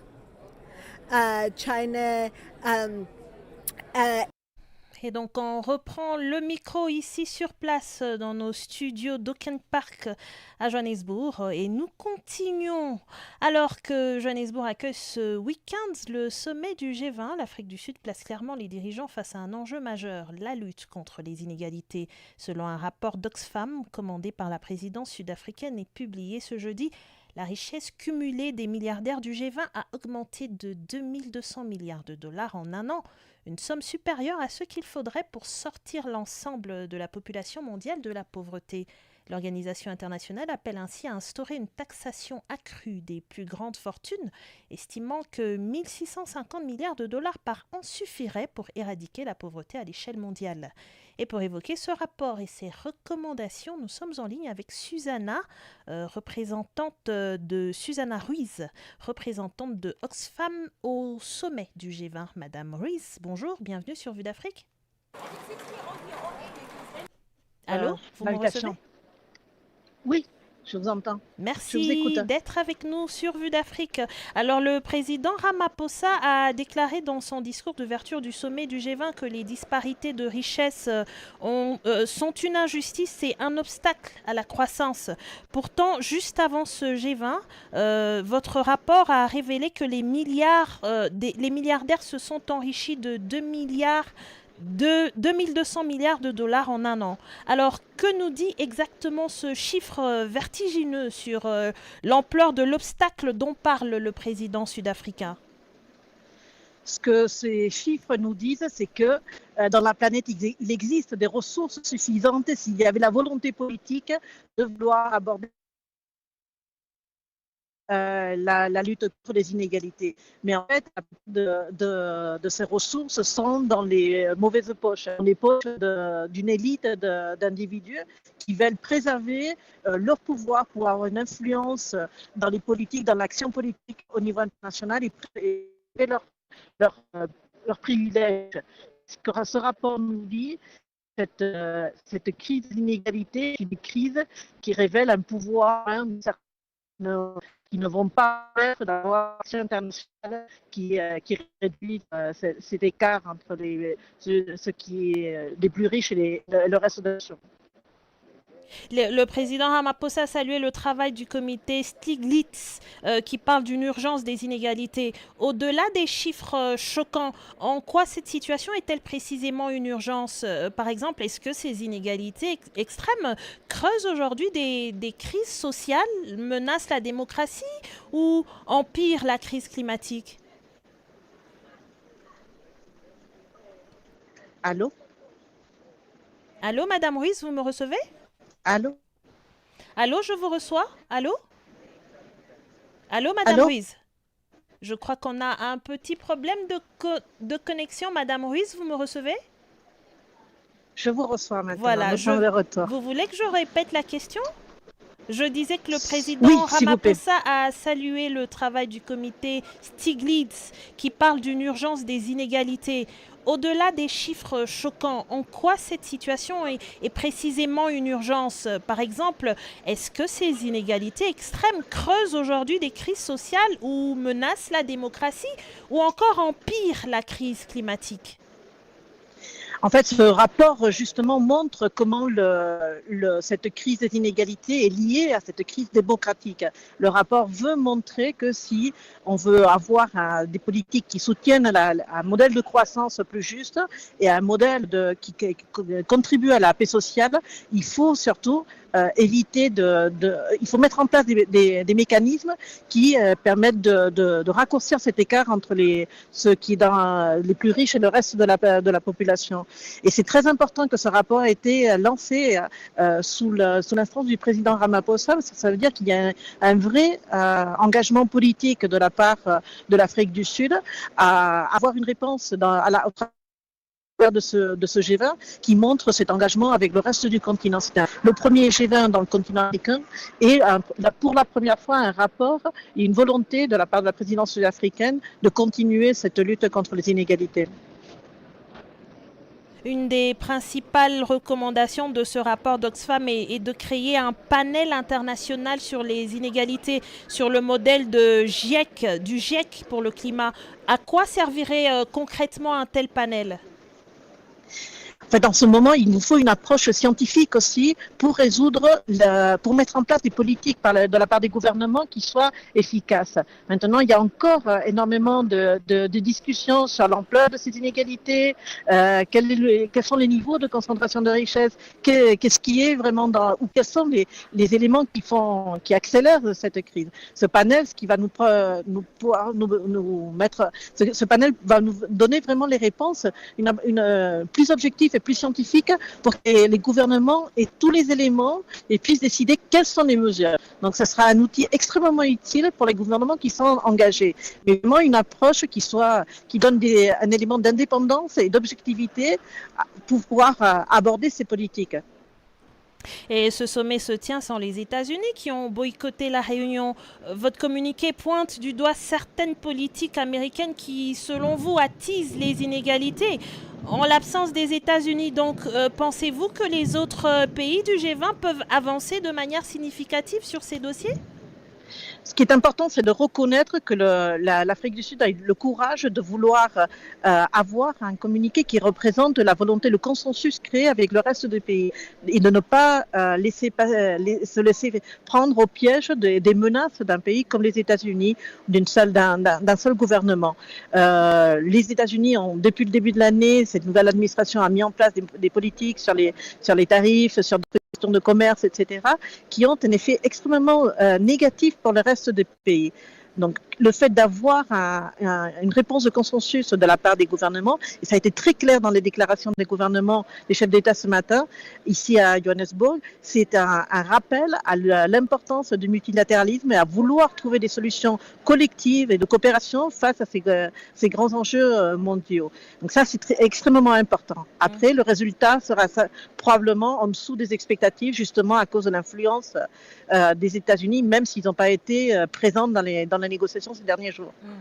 Et Oxfam indique que le plan du G20 pour aider les pays surendettés a échoué et que seulement 4 pays sur 69 ont pu en bénéficier.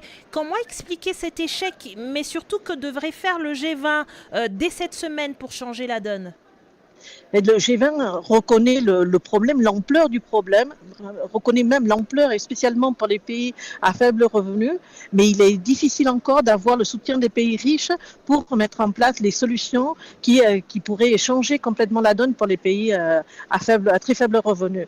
Donc reconnaître le problème, c'est un pas, mettre en place les solutions, ce serait vraiment de reconnaître que l'engagement est réel. D'après ce qui s'est passé dans les différentes rencontres des ministres des Finances au cours de cette année, les solutions qui sont mises en place ne sont pas vraiment celles qui sont nécessaires pour répondre à la crise de la dette publique dans la plupart des pays. Donc là, c'est vraiment un des grands enjeux, en plus de la taxation des plus riches, et on doit voir comment, si les pays ne trouvent pas la solution au niveau multilatéral avec l'ensemble du pays, comment on peut trouver d'autres solutions entre certains pays qui sont engagés à trouver cette voie. Et au-delà de la taxation des plus riches, vous alertez aussi sur la question de la dette. Vous dites que 3,4 milliards de personnes vivent dans des pays qui dépensent plus pour rembourser leurs dettes que pour l'éducation ou la santé. Pourquoi cette situation est-elle un cercle vicieux et que peut faire le G20? En fait, la dette, la question de l'urgence de la dette est très liée à une faible capacité de la plupart des pays à générer des recettes fiscales pour faire face à ces différentes dépenses qui dans les pays ont besoin pour mettre en place des politiques sociales, d'éducation, de santé. Donc ce qu'on voit, c'est qu'il y a un nombre de plus en plus grand de pays de faibles revenus qui se retrouvent dans cette situation où s'ils ont $1 de recettes, ces dollars sont dépensés davantage au remboursement de la dette plutôt qu'à l'investissement en politique sociale pour créer un avenir plus durable. Donc les pays du G20 devraient reconnaître qu'il faudrait des solutions pour éviter cette crise circulaire qui ne fait que maintenir dans un enjeu de manque de durabilité aux différents pays. Et pour finir, madame, j'aimerais quand même vous poser cette question. Ce tout premier G20 sur le sol africain est-il selon vous une réelle opportunité pour changer les règles du jeu? Ce qui était très important, c'est que autour de cette table, on a une vision panafricaine des questions les plus importantes, mais aussi de comment les aborder. Et ça a été très présent dans les négociations. Donc, je pense que ça montre aussi qu'il y a un modèle de multilatéralisme qui est possible et qui met en avant les intérêts des pays africains et pas simplement les priorités des pays les plus riches du Nord. Donc c'est un bon précédent.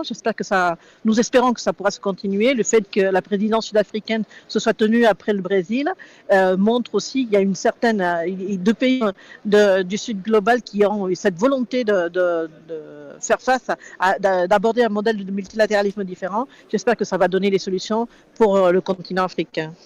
Susanna Ruiz, vous êtes représentante de Oxfam au sommet du G20 où vous vous trouvez présentement. Merci d'avoir répondu à nos questions sur Vue d'Afrique, Madame Ruiz. Au revoir.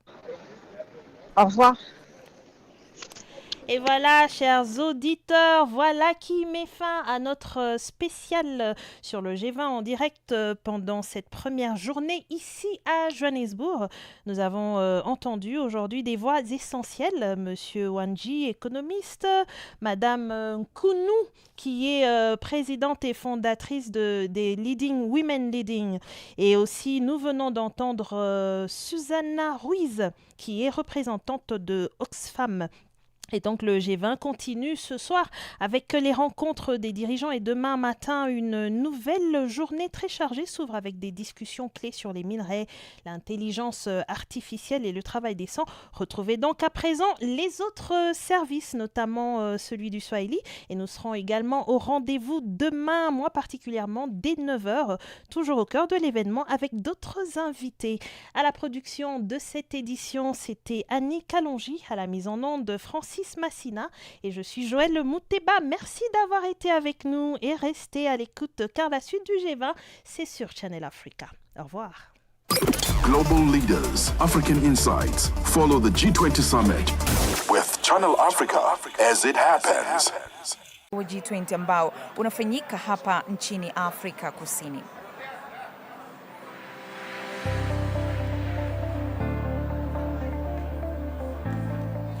Na mengi tumekuandalia, ila kabla ya makala maalumu hii ya G20, ila ni kwamba sasa tuungane naye Manase bin Bendera ambaye anapatikana katika studio zetu za Auckland Park kwa ajili ya taarifa ya habari. Manase bin Bendera, karibu.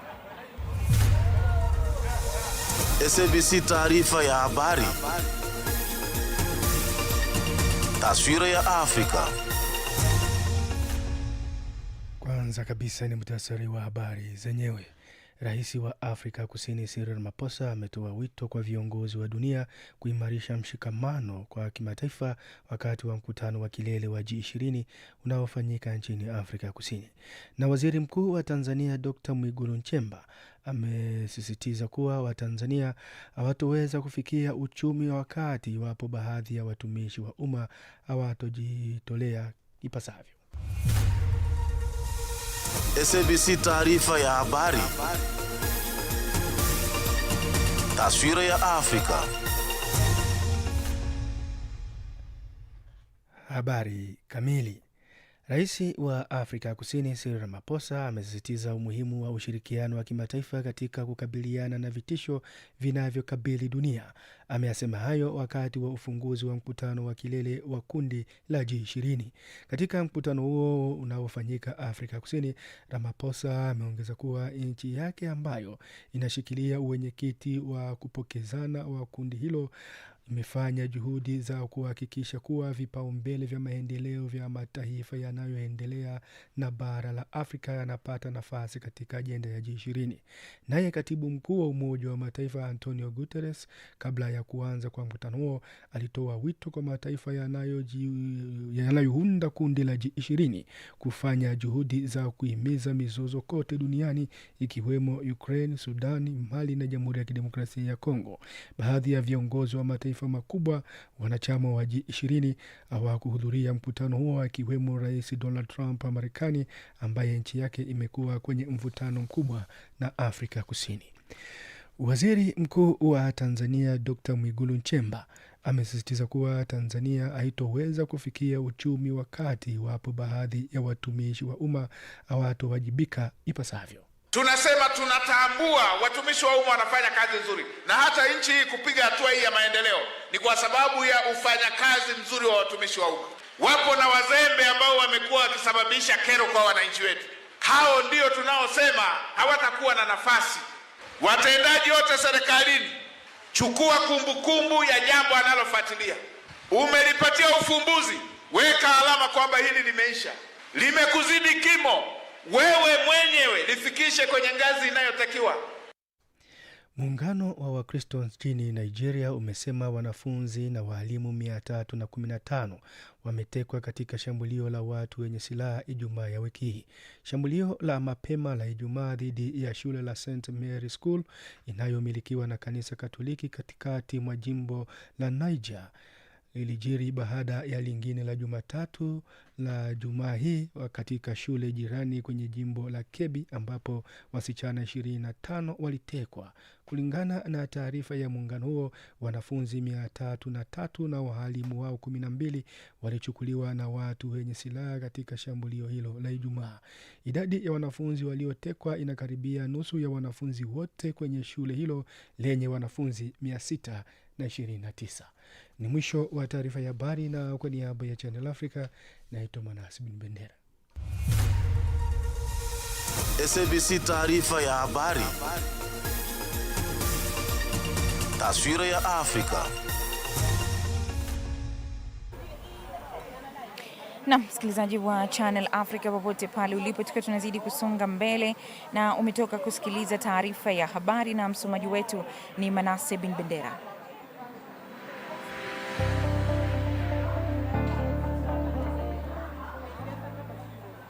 Msikilizaji, hujambo, karibu tena kuweza kusikiliza makala hii maalumu kabisa ambapo nitaangazia mkutano wa wakuu wa nchi kutoka katika kundi la G20 ambapo wanakutana hapa Johannesburg, na tayari mkutano unaendelea hapa nchini Afrika Kusini. Lakini machache miongoni mwa mengi ambayo tumekuandalia hii leo ni pamoja na nafasi ya Afrika Kusini ndani ya G20 na siasa za kiuchumi za kimataifa. Lakini pia tutaangazia nini cha kujifunza kiuchumi kutokana na urais wa Afrika Kusini katika G20. Lakini pia leo ikiwa ni Jumamosi, msikilizaji, ambapo tutakuwa na swali letu la leo ambalo linauliza nini maoni yako kuhusiana na mkutano wa G20 kuweza kufanyika kwa mara ya kwanza katika bara la Afrika. Unaweza kunitumia sasa maoni yako kupitia njia tofauti kupitia nambari yetu ya simu ya pale ile studio ya hapa studio ambayo ni alama kujumlisha 2760552594, lakini pia katika mitandao yetu ya kijamii, hasa ule mtandao wetu wa Facebook ambao ni Channel Africa Swahili, mtandao wa X ni @Kiswahili_ca. Niandikie maoni yako na ujumbe nitausoma. Lakini kumbuka pia matangazo haya unaweza kuyapata kwenye DSTV audio channel 802 pamoja na radio wa shirika kupitia mitambo ya FM. Pia unaweza kutusikiliza kupitia tovuti yetu ambayo ni www.channelafrica.co.za na kwenye mitambo ya OpenView channel 628, msikilizaji. Na ukitaka kushiriki katika matangazo haya unaweza kutuma ujumbe wako mfupi wa maandishi au ujumbe wa sauti kwenye nambari yetu ya simu ambayo ni alama kujumlisha 2760552594. Kwa niaba ya waandaji wa matangazo haya ambaye ni Abedi Jean de la Croix akishirikiana naye Nixon Katembo na fundi wa mitambo kwa siku hii ya leo aliyoko kule studio. Kwa sasa bado sijafahamu jina lake, nitakapofahamu tu basi moja kwa moja nitakufahamisha ni nani. Mimi naitwa Ayam Henry Shekifu. Karibu sana katika matangazo haya maalumu kabisa ya mkutano huu au kongamano hili la G20 ambao rasmi inafanyika hapa nchini Afrika Kusini. Na matangazo haya yanakuijia moja kwa moja kutoka Nasrec hapa Johannesburg. Na ripoti yetu ya kwanza hii leo itaanzia na matarajio ya watu mbalimbali walio ndani na nje ya nchi kuhusiana na mkutano huu wa G20 ambao unaendelea hapa nchini. Mengi zaidi na kwa undani wa ripoti hii ambayo imeandaliwa kwako naye Abedi Jean de la Croix. Abedi, karibu. Hujambo msikilizaji na karibu kwenye ripoti yetu maalum. Leo tutazungumzia matarajio ya watu mbalimbali ndani na nje ya nchi kuhusu mkutano huu muhimu wa kiuchumi na kisiasa wa G20 ambao unaendelea hapa nchini Afrika Kusini. Naitwa Abedi Jean de la Croix. Karibu. Mkutano wa G20 unaangazia masuala ya uchumi wa kitaifa, biashara, ajira, mabadiliko ya tabia nchi na usalama wa chakula. Nchi wanachama wanashirikiana kuunda sera zinazoweza kusaidia ukuaji endelevu na kushughulikia changamoto zinazowakabili. Je, wananchi wanatarajia nini kutokana na mkutano huu? Kwa majina, mimi naitwa Artire Msafiri. Kwa kweli, kufuatana na swali unayoniuliza kupitia G20 inayofanyika katika bara la Afrika, inatuambia mambo mengi. Jua ya kwamba ni tangu ilivyoundwa G20 ni mara yake ya kwanza kufanyika katika bara la Afrika au katika continent ya Afrika. Na mara kwa mara tunaona mapresident wetu wa Afrika, baadhi ya mapresident wetu wa Afrika wanaenda kwenye G20. Na South Africa au Afrika ya Kusini, baadhi ya nchi inayoongoza Afrika kwenye G20. Yaani kufanyika kwa G20 Afrika na South Africa inaonyesha kwamba Afrika ina uwezo wa kuweza pia kubeba manchi mengine au continent zingine katika ulimwengu huu tulipo. Inaonyesha kwamba wa Afrika kwa siku zinazokuja tutakuwa able kutawala, kuleta, kuhukumu au kuongoza ulimwengu. Asante sana mwandishi wa habari, naitwa Ezai Katasi nikiongea kutoka mashariki mwa Kongo. Wakati tunapata hiyo habari kama G20 imekubali kuja kufanya mkutano wao ndani ya Afrika, kama mwana Afrika ni kusema hongera na ni kitu kizuri ambako wamepangilia kuja kukaa ndani ya Afrika. Na nadhani itakuwa ni jambo ambalo linaweza likaleta suluhisho kwa migogoro ambayo inapitikana ndani ya Afrika, ukamata sawa Sudan, Burkina Faso, Mali, Niger, unakamata Kongo. Nchi zote hizo zimekumbwa na ukosefu wa amani, na wakati wamakuja kufanya mkutano wao wa G20 ndani ya Afrika, tunadhani kwamba itakuwa vile muda wa kuongelea amani na magari amani inaweza karudi, kwani wao vile wana haki ya kuongelea amani na wana jambo ambalo wanaweza kaleta ili amani irudi, kwani ukosefu wa amani umepatikana ndani ya ardhi ya Afrika ni kupitia mambo mengi hususana madini na kutoelewana kwa makampuni kubwa kubwa ndani ya Afrika. Alafu nadhani itakuwa ni jambo nzuri na itapatia vile viongozi wa Afrika kuweza kuongea ukweli wakijua kwamba wako kwenye udongo wao. Kwani wakati mtu yuko kwake anaweza kaongea ukweli bila hoga yote. Na yale ambao nitawaomba ni waweze wakaongea kwa roho ya ukweli, akili na kwa matendo ambayo itawezi kaonekana kwenye raia. Yaani raia ina mtazamo mkubwa, tunawatazama kwa macho, tukisubiri yale ambao wataongea na matendo yafate ili amani irudi. Maendeleo itakuja baadaye amani ikishapatikana. Asante sana. Hongera kwa wao ambao walifikiria kuweza kufanya hiyo mkutano wa G20 ndani ya Afrika. Asante na shukuru. Kwa majina naitwa Frank Hasla Niga for Jesus the last man standing. Ni Mkongomani, napatikana ndani ya jiji la Pretoria hapa nchini Afrika ya Kusini. Bila kupoteza muda, ningependa kuingia mara moja kwenye mada ya mkutano unahusisha G20. Kwanza tumeshukuru sana kwa mkutano kuweza kufanyika mahali ambapo sisi tupo na tunazoea na tunapajua. Kwa kitu ambacho mimi naweza kuchangia ni kutaka kusema kwamba tunashukuru sana kwa South Africa kuwa kama mwakilishi wa Afrika katika G20 ambayo inahusisha sana maendeleo ya kiuchumi na mambo mengine tofauti, ambapo kwa Afrika nzima tunajikuta tuko represented na nchi ya Afrika Kusini. Basi mwakilishi wetu kila laheri mwakilishi wetu nchi ya South Africa. Kutokana na hiyo, mimi siwezi kuwa na mengi sana kusema, kwa sababu nina uhakika mawazo yangu ama ya watu wengine wa Afrika haiwezi kasaidia sana, lakini yanaweza kusikika, ila kusaidia haiwezi kusaidia. Kwa sababu gani nasema hivi? G20, most of the countries ni nchi za nje ya Afrika, sio nchi za Afrika. Kwa hiyo wanapokutana, discussions zitafanyika nini, kila kitu. Lakini ujue, mnapochangia mawazo, kuna ideas na kila kitu kinakuwa na constitution. Kila kitu ambacho kinaitwa ni muungano kinakuwa na constitution. Na mnapochangia mawazo, mnapochangia kitu fulani, kweli mawazo yatasikilika, lakini itapitishwa kwenye mswada, ile katika Kiswahili bora mnasema. Sasa kwa hali kama hiyo, ndio sababu mimi nimesema kwamba chochote kile tunaweza kusema, lakini kitakuwa kama vile hakina nguvu. Kwa sababu gani? Atakayekisimamia kukipigia kura ni nchi moja katika G20 ambayo ina represent ni Afrika. Hasa wengine ni wengi. Kwa hakika mkutano huu wa G20 unaashiria fursa, changamoto na matarajio ya kipekee kwa ajili ya mtu ndani na nje ya bara la Afrika.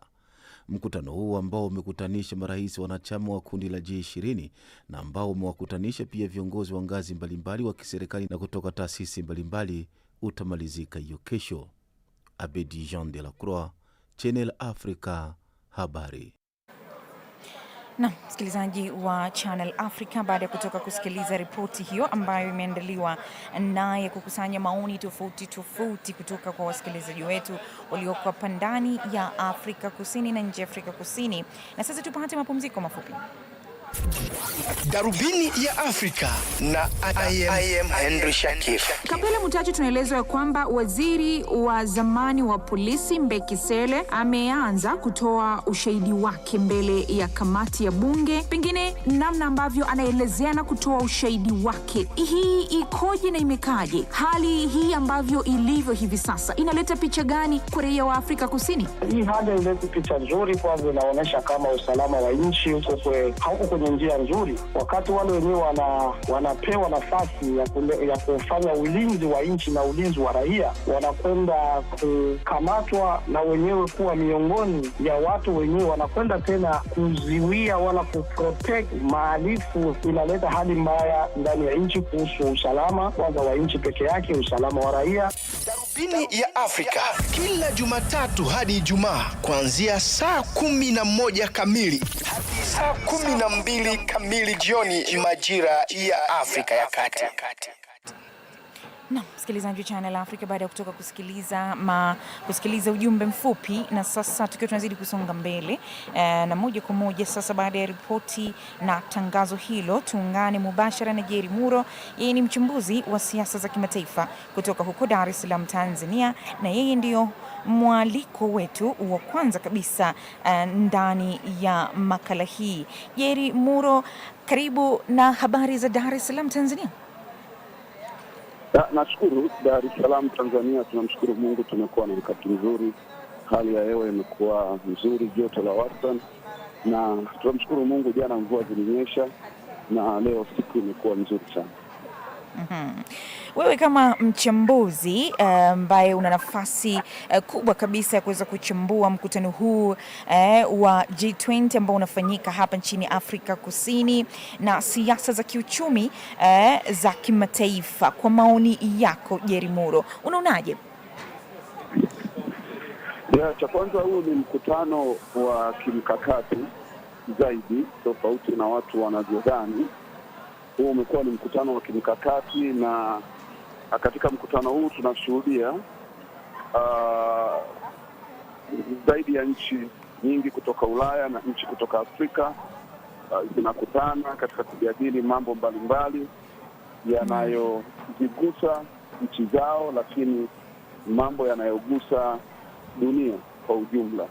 Na kwa wale wasiofahamu, katika mkutano huu, ni mkutano ambao umekuwa na zaidi ya miaka 26 sasa tangu kuasisiwa kwake. Na ukiangalia kwenye ajenda hii ya mwaka 2025, katika mkutano huu unaofanyika Afrika Kusini, wameweka ajenda mahususi kabisa ambazo ukizitazama ajenda hizi unaona zinashabihiana kabisa na changamoto ya kidunia ambazo nchi hizi inazipitia. Kwa haraka ukiangalia, moja kati ya mambo yanayotazamwa ni kudili na masuala mtambuka kwenye umaskini, kwenye ajira na kwenye masuala ya inequality. Lakini ndani yake wanatazama masuala ya reforms kwenye institution na haswa zile taasisi kubwa zinazotupa fedha, taasisi za kimataifa. Hapa tunaongelea IMF, tunaongelea World Bank, lakini pia wanagusa sana kwa kina masuala ya mabadiliko ya tabia ya nchi, na hasa wakitazama changamoto zilizoko kwenye mazingira kwa ujumla. Lakini pia wanaangalia masuala ya kilimo na hususan kwenye sustainable agriculture and nutrition. Unajua, unapozungumzia kilimo sio suala la kupatikana kwa mahindi au maharage au kupatikana kwa mtama, ni suala la kupatikana kwa virutubisho ambavyo tukivitumia vinaondoa udumavu, lakini pia vinaondoa namna ya mtazamo watoto wanavyokuwa. Kwa hiyo sio suala tu la agriculture, lakini ni agriculture pamoja na nutrition. Lakini pia wanatazama masuala ya kidigital kwenye transformation ya nchi za Kiafrika. Tunaziunganisha nchi za Kiafrika kwenye dijitali. Na la mwisho ni mkazo kwenye kutimiza yale malengo ya kimilenia ya Umoja wa Mataifa ya Agenda 2030. Jerry Muro, umechambua kwa kina kabisa na vizuri, lakini la mwisho ni kwamba ni mageuzi gani ambayo yanahitajika ndani ya G20 ili kuweza kufanya mataifa ya Afrika yanufaike kutoka kwa nchi zilizoendelea kiuchumi na kisiasa kutokana na uwepo wa Afrika Kusini ndani ya kundi hili la G20. Unadhani nini kifanyike kwa kumalizia? Cha kwanza, kabla sijajibu swali lako, tutazame mchango wa nchi ya Afrika Kusini kwenye msukumo wa uchumi katika ukanda huu wa Afrika. Utakumbuka South Africa yuko pia kwenye BRICS. Na utaona mkutano huu unawaleta pamoja na wale wajumbe wa BRICS walioko pamoja na South Africa. Utamuona Muhindi yuko ndani, utamuona Brazil yuko ndani. Kwa hiyo ni mchango mkubwa sana, tunajifunza na tunauchukua kutoka taifa la Afrika ya Kusini, ambalo kwa hakika katika nchi za Afrika ndilo taifa ambalo tunaweza tukalichukulia kama taifa mfano na taifa kinara wa kusukuma maendeleo. Sasa moja kati ya changamoto tulionayo sisi Afrika, ambayo ni changamoto mtambuka, cha kwanza, Afrika tunazo rasilimali, lakini namna ya kuzitumia zile rasilimali kimkakati ili ziwanufaishe wananchi wa hayo mataifa ya Afrika Hili limekuwa tatizo kubwa. Kwa sababu gani? Ziko sababu mtambuka na ziko sababu nyingi, lakini hapa tuangalie sababu mbili. La kwanza ni teknolojia. Angalia Nigeria, wana mafuta, lakini angalia teknolojia ya kutafuta, ya kuchimba na kuyachukua mafuta mpaka yakawa haya gasoline tunayotumia, yakawa diesel tunayotumia. Lakini angalia Tanzania, angalia Zambia, angalia Kongo, tuna madini, rasilimali madini, ambayo madini haya kuyatoa chini kuyaleta juu na kuyaprocess na kuyauza, kuyaongezea thamani na kuyauza, lazima uwe na technology.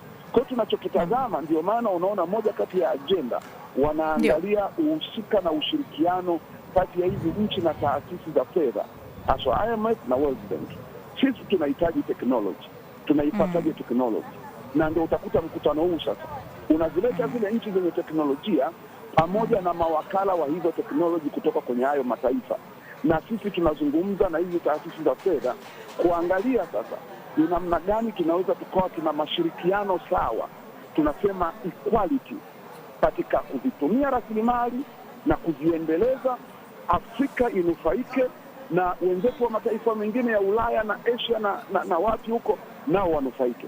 Sasa hiki ndicho ambacho tunakwenda mezani kukitazama, pamoja na agenda nyingine, mabadiliko ya tabia ya nchi, lakini kubwa ni namna ambavyo tunaweza tukapata usaidizi wa fedha ambazo na hao wenzetu wa mataifa tajiri wanatuambia hawataki watupe fedha tukazitawanya, tukazifanyia ufisadi na tukazielekeza kwenye mambo ambayo hayaleti maendeleo ya rasilimali zetu. Kwa hiyo na wao wanatubana hapo, wanasema tunahitaji transparency.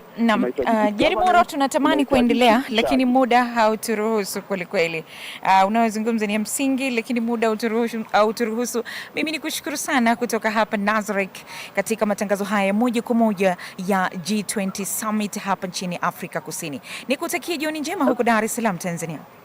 Na mimi nikushukuru sana. Tunahitaji muda zaidi wa kuongelea hatima ya Afrika yetu, lakini niwashukuru sana ambao mmekuwa mkipaza sauti kwa ajili ya maendeleo ya bara letu la Afrika, na hasa nyinyi wenzetu wa Channel Africa. Asante sana. Na msikilizaji wa Channel Africa, tupate mapumziko mafupi. Chaque vendredi, à partir de 17h, heure d'Afrique centrale, nous vous emmenons au cœur du G20 en Afrique. Chaque vendredi, nous vous apporterons les dernières mises à jour, les discussions clés et les idées des dirigeants les plus influents du monde. C'est votre chance de rester informé des décisions qui façonnent notre avenir mondial. Connectez-vous chaque vendredi à partir de 17h, heure d'Afrique centrale, sur www.channelafrica.co.za ou sur l'application SABC+. G20 en Afrique. Défendre l'Afrique par la solidarité, l'égalité et la durabilité, uniquement sur Channel Africa, la perspective africaine.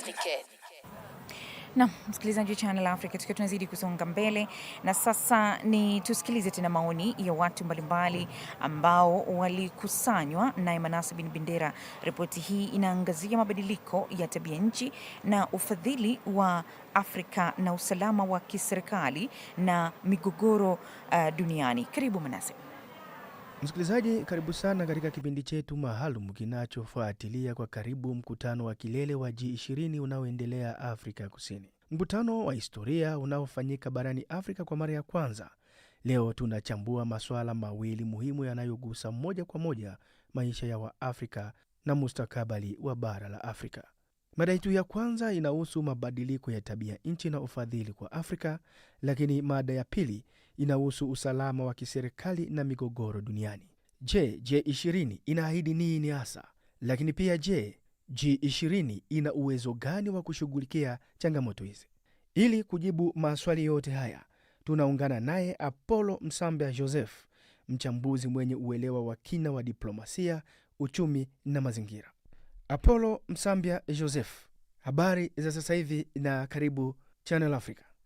Habari ni nzuri bwana mtangazaji. Kwa mtazamo wako, G20 imekuja na ahadi mpya kiasi gani kuhusu ufadhili wa kukabiliana na mabadiliko ya tabia nchi? Tumeona namna gani mazungumzo yakiendelea huko na kuhusu swala la tabia nchi. Tumesikia namna gani mataifa ya G20 imeweza kuahidi kitita cha pesa ili kujaribu kusuluhisha swala hilo la badiliko la tabia nchi. Lakini ifahamike kwamba Afrika kabisa kwa ujumla ni nchi ambayo haijumuiki kwa sana kwa kuweza kuyateketeza au kuyaharibu mazingira. Ni hayo manchi makubwa manchi tajiri za huko magharibi ndio yanakuwa kabisa yanachangia kwa asilimia hata zaidi ya 80 wakiwa wanaharibu kabisa mazingira ulimwenguni. Na wameahidi kweli kutoa kitita cha pesa, lakini sidhani kwamba kitita cha pesa hicho kitaweza kulingana na uharibifu ambao umeweza kufanyika dhidi ya mazingira ulimwenguni. Kwa nini licha ya Afrika kuchangia chini ya 4% ya hewa ukaa duniani bado inalipa gharama kubwa zaidi? Ndio hizo tu siasa za kuweza kugandamiza au kuiacha Afrika kuendelea kubaki chini. Unajua kwamba Afrika, bara nzima la Afrika halina viwanda vyenye kuharibu mazingira, na vile hawana teknolojia ambayo inaweza ikawasaidia kwa kuweza kupunguza kwa kasi madhara ya uharibifu wa mazingira. Sasa tuelekee mada yetu ya pili ya siku ya leo ambayo inazungumzia kuhusu usalama wa kiserikali na migogoro duniani. G20 imejadili vipi migogoro mikubwa kama ile ya Ukraine, Mashariki ya Kati, Sahel, lakini pia Jamhuri ya Kidemokrasia ya Kongo, Sudan pamoja na Ethiopia? Hakuna mabadiliko makubwa isipokuwa tu tamko ambazo wanazoea kuzitoa kila mara kunapokuwa tatizo fulani kama hizo ambazo umetoka kuzitaja hapo, tatizo ya Ukraine, DRC, Sahel, hata huko ukanda wa magharibi. Wanakuwa tu wakisema kwamba hali hizo zinawagusa na ni lazima ziweze kupata suluhisho, lakini unapoangalia kabisa namna wanavyochukulia tatizo hizo mbalimbali ili kuweza kuziletea suluhisho inakuwa ni jambo la kusikitisha, kwa sababu utakuta katika mataifa ya magharibi kuna wale ambao vile wanachochea vita kama hivyo. So itakuwa ni vigumu uchochee vita na baadaye tena utafikie suluhisho. Hiyo haiwezi ikawezekana. Kwa kuwa tunazungumzia usalama, tunashuhudia nchi za Afrika zikiwa kwenye migogoro zenyewe kwa zenyewe. Unafikiria hili linatokana na nini na suluhisho lake linaweza kutoka wapi, au ni vipi Waafrika wanaweza wakapata suluhisho kutokana na migogoro yao wenyewe? Migogoro moja kwanza kunakuwa yale yenye kuchochezwa na hayo mataifa ya magharibi, ili sisi kwa sisi tuendelee kupigana, tuendelee kumalizana, na wao wanakuwa wanachuna wakiiba mali kupitia hali hiyo yenyewe. Nafikiri suluhisho inaweza ikatokea endapo pale nchi za Kiafrika zitachukua mafikiri ya kusema kwamba tuungane kwa pamoja, tujiunde kama vile nchi za kanda za Ulaya, nchi za kanda za Marekani, na kwa pamoja tuweze kufikiria maendeleo ya kanda nzima la Kiafrika, huku tukiweka pembeni masuala ya migogoro au masuala ya vita. Msikilizaji, tumefikia mwisho wa makala haya ya leo kuhusu mkutano wa kilele wa G20 unaoendelea Afrika Kusini. Tumeona wazi kuwa masuala ya tabia nchi na migogoro ya kimataifa si ya mataifa makubwa pekee, bali yana athari moja kwa moja kwa Afrika, kuanzia uchumi, usalama mpaka maendeleo ya jamii. Tunamshukuru sana mchambuzi wetu wa siku ya leo, Bwana Apollo Msambya Joseph, kwa uchambuzi wake wa kina, na tunakushukuru wewe msikilizaji kwa kutufuatilia. Endelea kufuatilia vipindi vyetu maalum kwa taarifa zaidi kuhusu maamuzi yatakayotolewa na G20. Manasi bin Bendera, Channel Africa, habari. Asante sana Manasi bin Bendera, na moja kwa moja tayari Di Makaso yuko hapa. How are you? I'm well, I am. How are you? I'm very good. What your expectation of this G20 summit for African countries? It's been a very eventful weekend, hasn't it? Yeah, but there is hope very. That, especially with the Africa Summit happening next week between African countries and the EU, and we hope that some way forward will be made, especially with issues around debt and those kind of issues. But thank you very much. Just in terms of what we've got in store for you, we've heard this afternoon President Cyril Ramaphosa spokesperson Vincent Magwenya saying that the handover to the US at the end of the summit will now be an administrative function after the US was marked absent from this year's G20 summit. Speaking to the media at an impromptu media briefing this afternoon, this is what he had to say. It's time for Africa. We're happy. We've had a successful summit. We are thrilled. Our G20 partner countries are thrilled along with us. They've expressed that excitement in bilateral talks, in their inputs in the summit. And so there's a lot more to be excited about than to be said over one country, which I think we will find each other at some point. The handover will now be an administrative function. It will happen at appropriate levels and more aligned levels. What was not going to happen was the president handing over to a junior embassy official or leaders summit. You are not going to have the president handing over to a junior embassy official, and so that was undesirable. But we are going to continue engaging with the U.S. Remember, soon we'll be past president of the G20.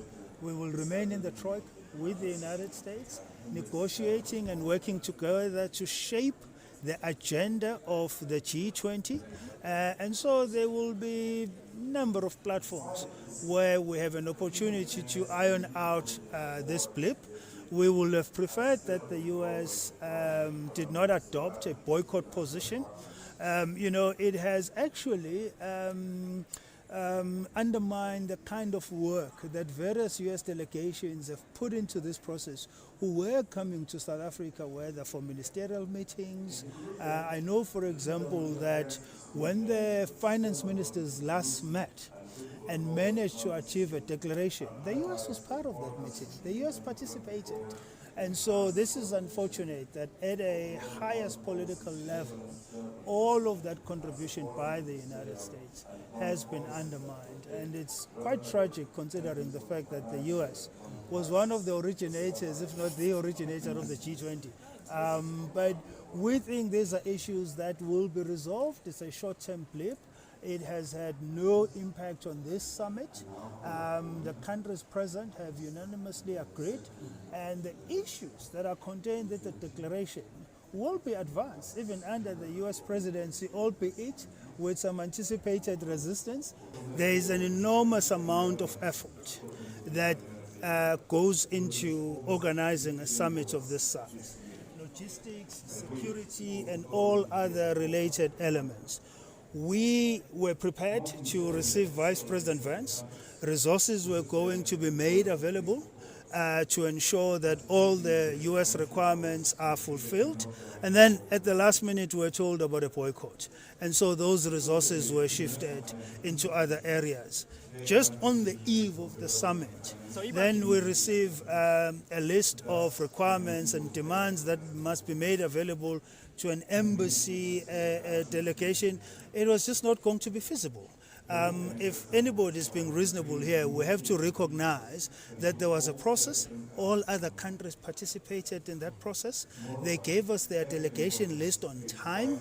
They made all the advanced preparations. And so it's a little bit unfair on South Africa to expect that we must now drop everything that we are doing just because somebody has decided to change their mind. That was the spokesperson to South Africa's President Vincent Magwenya speaking to the media earlier on. To speak further about this, we're joined here in our studio at NASREC by the Executive Director at the Institute of Economic Justice, Dr. Gillard Isaacs. What do you make of this? I mean, you've been involved in this whole process. What is your reaction to how South Africa has handled this whole debacle? I think South Africa's come out of this looking pretty good, and I think that's reflected by the sentiment which we see in the plenary room. There's a lot of positivity towards the South Africans and our outcome document. And you also see that I've been sort of on the sideline rooms in those halls, and a lot of sideline rooms in those halls, and a lot of a positive sentiment from diplomats from as far afield as the UK, the Saudi Arabia. There's a lot of sort of warmth towards the South Africans. So I think we've come out of this looking pretty good. The Americans, and I think this is reflected even in the G7 leaders stance, taking swipes at the U.S. administration in their absence. That there's not a lot of countries clamoring to be considered in the U.S. corner. And the fact that we've got a declaration, it speaks a lot. But what do you make of the substance of the declaration itself? Yeah, so I think it's a victory for the diplomatic process, right? That South Africa's managed to actually secure this in the current geopolitical climate, which is very fractious. In terms of the substance, it's a success that it doesn't take us backwards. I know that sounds like a low bar, but in sort of like substance, the declaration holds the line on the declaration which we had last year out of like Rio, and holds the line on multilateral norms, which we normally see coming out of other fora. It unfortunately doesn't really take us significantly forward in its substance. So if you think about some of the core priority areas on debt, it's got sort of recognition of the African debt crisis, but no fresh commitments. On climate finance, once again, there's recognition of the need for transition financing and so on, but not any sort of like scale up of resources on gender rights, energy, on all the sort of big ticket issues. Yeah. So it sort of more holds the line than actually takes us forward. Yeah, because that was going to be my next question in terms of debt. I mean, we've seen about 10 reports coming out this year dealing with that issue. So you would have imagined that with the hard stance or a push by African countries to have this dealt with, we would have seen more coming out of that. What do you make of that? Yeah, I mean, I think that there's been a bit of a bifurcation even in the South African process around this, with the Department of International Relations and the presidency really wanting to see progress on this, but South Africa's National Treasury not really driving that forward in ways that I would think it would need to be. It is by its nature a very difficult and contested issue. I think South Africa's done well at shining a spotlight on the issue. For instance, this issue of borrowing costs and the fact that Africa pays 3 or 4 times higher costs than other regions. That's really been in the spotlight. So as a way of sort of spotlighting the issue, we've done well, but in terms of concrete steps to reform the common framework, to alter the debt restructuring mechanisms, to establish funds for bailouts, those type of sort of concrete steps haven't been there, and in part I don't believe we've put the necessary work to actually get those, and that's been a problem. So your organization, you very much advocate for equality, economic equality.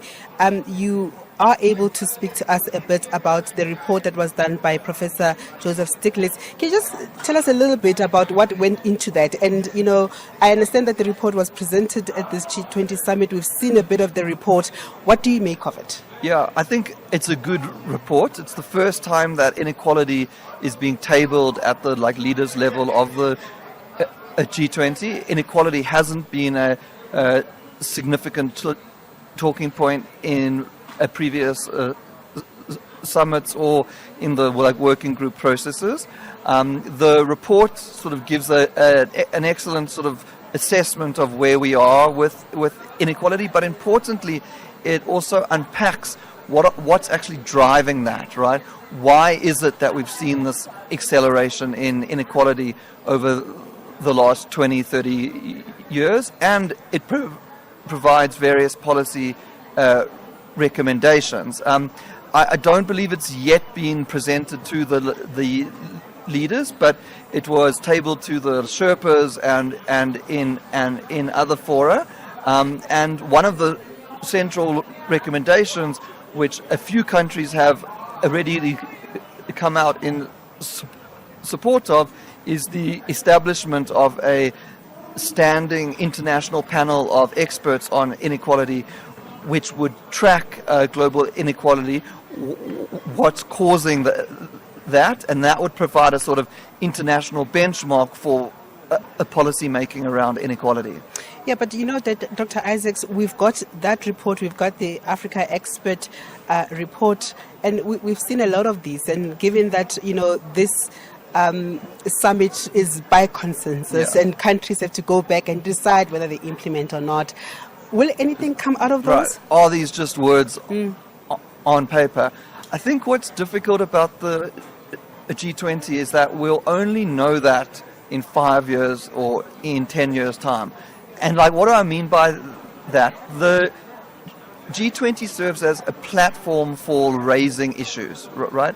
And it therefore cracks open doors. So on food security, for instance, we've raised the issue of food price volatility and the need to stabilize food prices. On sustainable industrial policy, there's been forward movement. But what it now takes is coalitions of the country's international organizations to actually take those issues up, open those doors further, and see that it translates into shifts in the international and domestic architectures, right? So in sort of 5 years' time, we'll either look back and say that inequality report was the beginning of this whole process and we ended up here, or it'll just be nice words on a paper which we forget in a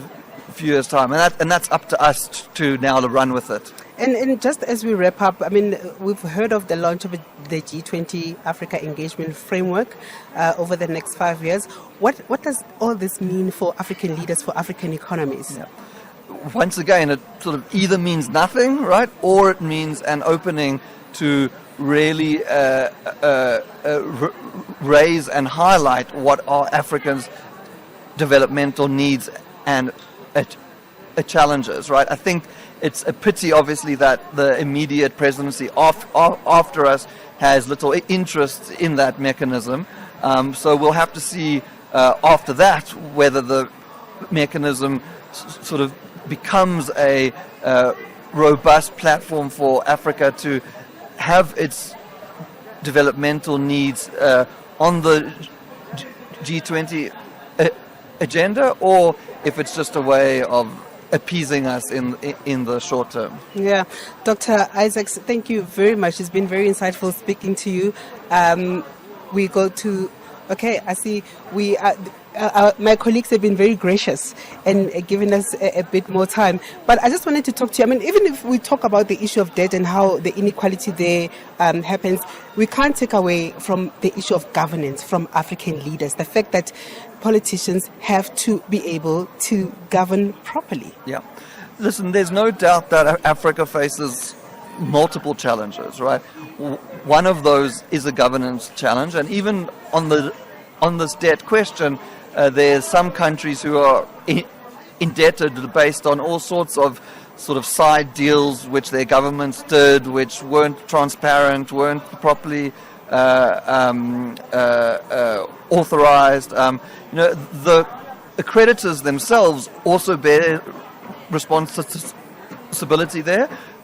In any lending relationship, there's those who are offering money and those receiving it, and those creditors should not be lending in sort of shady ways either.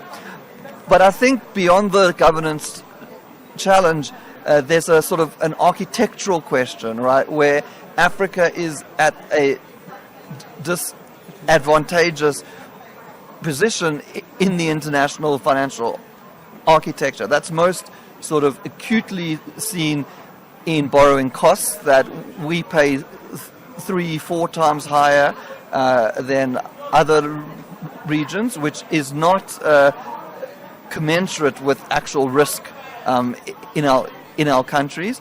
But we're at we are disadvantaged through a whole range of other mechanisms also. Yeah, I think that's a good point to leave it at. Obviously, we need to talk about these issues more. You know, as you said, this is a start. Let's hopefully see if these will find their way into policy and into action, more importantly. So we'll hand over to my colleague Ayam in Swahili. This weekend, South Africa will host the G20 summit at the Nasrec Expo Center near Soweto. Ayam will be right there to bring you live updates, interviews, and real-time insights from the main venue. And so, our regular lineup will be adjusted just a little bit for this weekend. Ayam? Yes, from our team later on. Okay. It's really nice. For a full look at the G20. After Africa Chart Toppers, our news and current affairs team will bring you special live. Ayam? Yes. Ayam? Yes. Stand by. I'm ready. Okay. I'm going live, guys. Guys, I'm going live. The 23rd of November, the Oasis will also broadcast for 2 hours. Tech Africa steps aside for our news and current affairs teams to bring you special live broadcast in African time. Channel Africa, your window to the continent, connecting you to the world in an African perspective. Na msikilizaji wa Channel Africa, na sasa tukiwa tunazidi kusonga mbele, kipindi ni makala maalum kabisa ambapo tunaangazia mkutano huu wa G20 Summit ambao unafanyika hapa Nasrec, Johannesburg, Afrika Kusini. Na sasa moja kwa moja msikilizaji, Johannesburg, Afrika Kusini. Na sasa moja kwa moja msikilizaji, twende tukasikilize kwa mara nyingine tena. Karibu katika ripoti ambayo imeandaliwa naye Abedi Jean de la Croix, ambapo alikusanya maoni mbalimbali ya watu ambao hawakusita kutoa maoni yao ya moyoni, ila kubwa katika yote ni kwamba maendeleo ya kiuchumi ya Afrika. Karibu msikilizaji katika ripoti maalum kuhusu matarajio ya wananchi wakati huu ambapo mkutano wa G20 unaendelea hapa nchini. Mtangazaji wako siku ya leo naitwa Abedi Jean de la Croix. Karibu. Wakati viongozi wakijadili sera za kimataifa ndani ya mitaa, vihunga na vijiji, wananchi nao wana sauti, na sauti hiyo inaomba kile ambacho kimekuwa kilio cha muda mrefu: maendeleo ya kiuchumi yanayoonekana na kugusa maisha yao moja kwa moja. Nchi inapopata nafasi kama hii ya kuandaa mkutano mkubwa wa kimataifa, wananchi wengi wana fursa. Wengine wanatarajia uwekezaji mpya, wengine miundombinu, na wengine mageuzi ya sera yatakayorahisisha maisha ya kila siku. Katika mazungumzo tuliyoyakusanya, sauti za wananchi zinabeba ujumbe mmoja: tunataka maendeleo, tunataka sasa. Kupanda kwa gharama za maisha, ukosefu wa ajira na mazingira magumu ya biashara ndogo, haya ndiyo maeneo makubwa ambayo wananchi wanatamani yaangaziwe. Wengine wanahisi kama matokeo ya mikutano ya kimataifa mara nyingi hayaonekani moja kwa moja katika maisha yao. Safari hii wana matumaini tofauti. Matumaini kwamba mkutano wa G20 utabadilisha jambo, hata kama ni hatua moja tu kuelekea ustawi. Huku mijadala ya G20 ikiendelea, sauti hizi ndizo zinawakilisha matarajio ya wengi. Kwa upande wangu, sioni chochote kile ambacho naweza nikaomba kwamba hichi ndo kitekelezwe haraka. Sababu mikutano kama hii imefanyika mara nyingi katika maeneo tofauti, ila hakuna ambacho kimebadilika. Kwa hiyo mimi sikiri kwamba naweza nikaomba kwamba jambo fulani ndo lifanyiwe kazi haraka. Je, litafanyiwa kazi? Maoni yangu ni kutaka kusema kwamba G20 walifikiria kwamba kuna nchi ambayo inaweza kurepresent Afrika. Sheria zao hatuwezi kujua na siwezi kujua mimi ninayeongea, lakini wanatakiwa kujua na kukumbuka kwamba Afrika pia ipo, na Afrika inahitaji kuwa kama Afrika, kama vile walivyoikumbuka Afrika Kusini na kuiweka katika G20.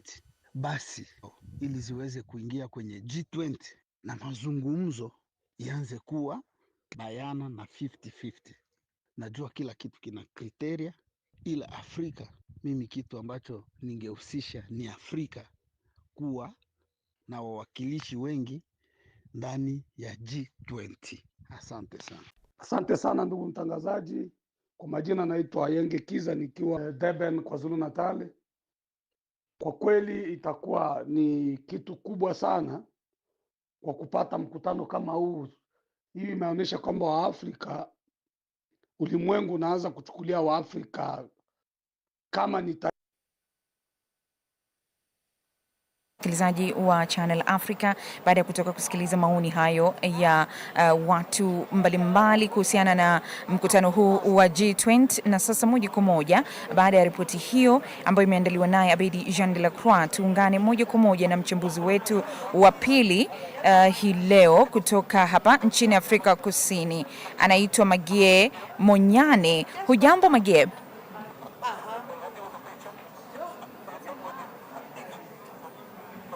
Magie, unanipata? Ninakupata. Bila shaka unafahamu kabisa na unafuatilia mkutano huu wa G20 ambao unafanyika hapa nchini Afrika Kusini. Nataka kuzungumza na wewe kuhusiana na kile ambacho umejifunza kiuchumi kutokana na urais wa Afrika Kusini katika G20. Unadhani Afrika Kusini inavyoshirikiana na nchi kubwa kiuchumi katika G20, kuna funzo gani kwa nchi nyingine za Afrika kuhusu kujenga ushawishi wa kibiashara na uwekezaji? Asante sana. Kwa kweli jambo la kwanza kabisa ni kwamba Afrika Kusini haijaingia G20 kama mtu ambaye anaenda kuomba kazi, kwa sababu hivyo ndio sisi wa Afrika tumekuwa tukifanya mambo. Imeingia kama mshirika anayejua kile ambacho anaenda kutoa. Hilo ni funzo kubwa sana kwa nchi zingine za Afrika. Kwa muda mrefu tumekuwa tukijiweka katika ile nafasi ya kusubiri. Tunasubiri wawekezaji, tunasubiri mikopo, tunasubiri kazi kutoka nchi ambazo zimeendelea. Lakini Afrika Kusini imeonyesha kitu tofauti. Ushawishi haujengwi kwa kuonyesha unachokosa. Unafaa pia wewe uonyeshe unachotoa pale mezani. Tuko na rasilimali, ndio. Tuko na watu, tuko na ile inaitwa geographical strategic geographically. Yote hayo ni nguvu ambayo nchi za Kiafrika zinaweza onyesha kwamba zinaleta katika meza. Kwa hivyo nchi zingine za Afrika zinaweza kujifunza huu mtindo wa kuingia kwenye meza ya majadiliano kwa kujiamini. Ukitaka uwekezaji wa maana, lazima uingie kwenye mazungumzo ukiwa na msimamo, ukijua unataka nini na wewe ni nani na unataka nini. Na Magia, umezungumza vizuri. Naam. Umezungumza vizuri kabisa. Naam. Ni kwamba nini mafanikio gani ya kiuchumi ya Afrika Kusini katika majadiliano na G20 ambayo mataifa mengine ya Afrika yanaweza kujifunza ili kuweza kuboresha maendeleo yao kiuchumi? Unadhani nini wafanye? Unajua, wakisikia mafanikio ya kiuchumi wanafikiria ni pesa ngapi zimeahidiwa hapa Afrika. Lakini hapa mafanikio makubwa ya Afrika Kusini yamekuwa ni kubadilisha namna mazungumzo yanayofanya. Ile tunasema changing the narrative. Kwa mfano, muda mrefu tumeambiwa deni ni tatizo la nchi maskini, lakini sasa tunaona kwamba deni kupitia mazungumzo ya G20 limeanza kuonekana kama tatizo la mfumo mzima wa kifedha duniani. Alafu pia kuna swala la nishati ambayo imekuwa top agenda ya G20 wakati huu. Afrika Kusini imekuwa ikisema wazi kwamba hatuwezi kukimbilia nishati safi na kuwaacha watu bila kazi au bila mbadala wa maisha. Kwa hivyo rights are an important issue. Hapo inaonyesha. Kwa hivyo funzo hapa ni kwamba maendeleo hayapimi kwa kasi ya maendeleo, kwa sababu saa zingine tunataka maendeleo ya haraka. Yanapimwa kwa namna yanavyolinda watu na mustakabali wao. Kwa kumalizia sasa, unadhani ushiriki wa Afrika Kusini katika G20 unafundisha nini kuhusu nafasi za nchi ambazo zimeendelea katika uchumi wa kimataifa? Ukweli ni kwamba kwa muda mrefu nchi zinazoendelea zimekuwa pembeni ya maamuzi makubwa ya uchumi wa dunia. Tumekuwa tule pale pembeni. Sheria zinaandikiwa mbali hizo sheria, lakini sisi ndio tunakuja hapa tunaziishi. Ushiriki wa Afrika Kusini katika G20 unaonyesha mambo mawili. Kwanza, inaonyesha kwamba inawezekana kuingia kwenye meza ya maamuzi. Kwa sababu ukijua vile South Africa ilikuja ikaalikwa, kwa sababu kuingia kwa G20 unaalikwa. Kwa hivyo inawezekana kuingia katika meza ya maamuzi. Na pili, inaonyesha kwamba pia bado si rahisi kubadili mizani ya nguvu kwa haraka. Hizo power politics si rahisi bado. Ndio tumekuwa sisi ndio tumehost lakini haimaanishi vitu vitabadilika haraka hivyo. Kwa hivyo Magia, mimi nikushukuru sana. Asante. Muda haututoshi, natamani tuendelee, lakini bado kesho tuna siku nyingine tena hapa. Mimi nikushukuru sana. Asante. Asante sana msikilizaji, na moja kwa moja sasa na kufikia hapa sina la ziada mpenzi msikilizaji, ila kabla ya kuondoka kabisa, ngoja nikukumbushe tu ni kwamba leo tu mengi kabisa tuliangazia masuala ya kiuchumi kuhusu mkutano kilele wa viongozi wa kundi la G20 na viongozi wengine wa kiserikali na kisiasa ambao unaendelea hapa Johannesburg nchini Afrika Kusini. Kutoka Nasrec nje kidogo ya jiji la Johannesburg hapa nchini Afrika Kusini, naitwa Ayam Henry Shekifu. Tukutane kesho saa 4 asubuhi. Kwa heri kwa sasa. Global Leaders, African Insights. Follow the G20 Summit with Channel Africa as it happens.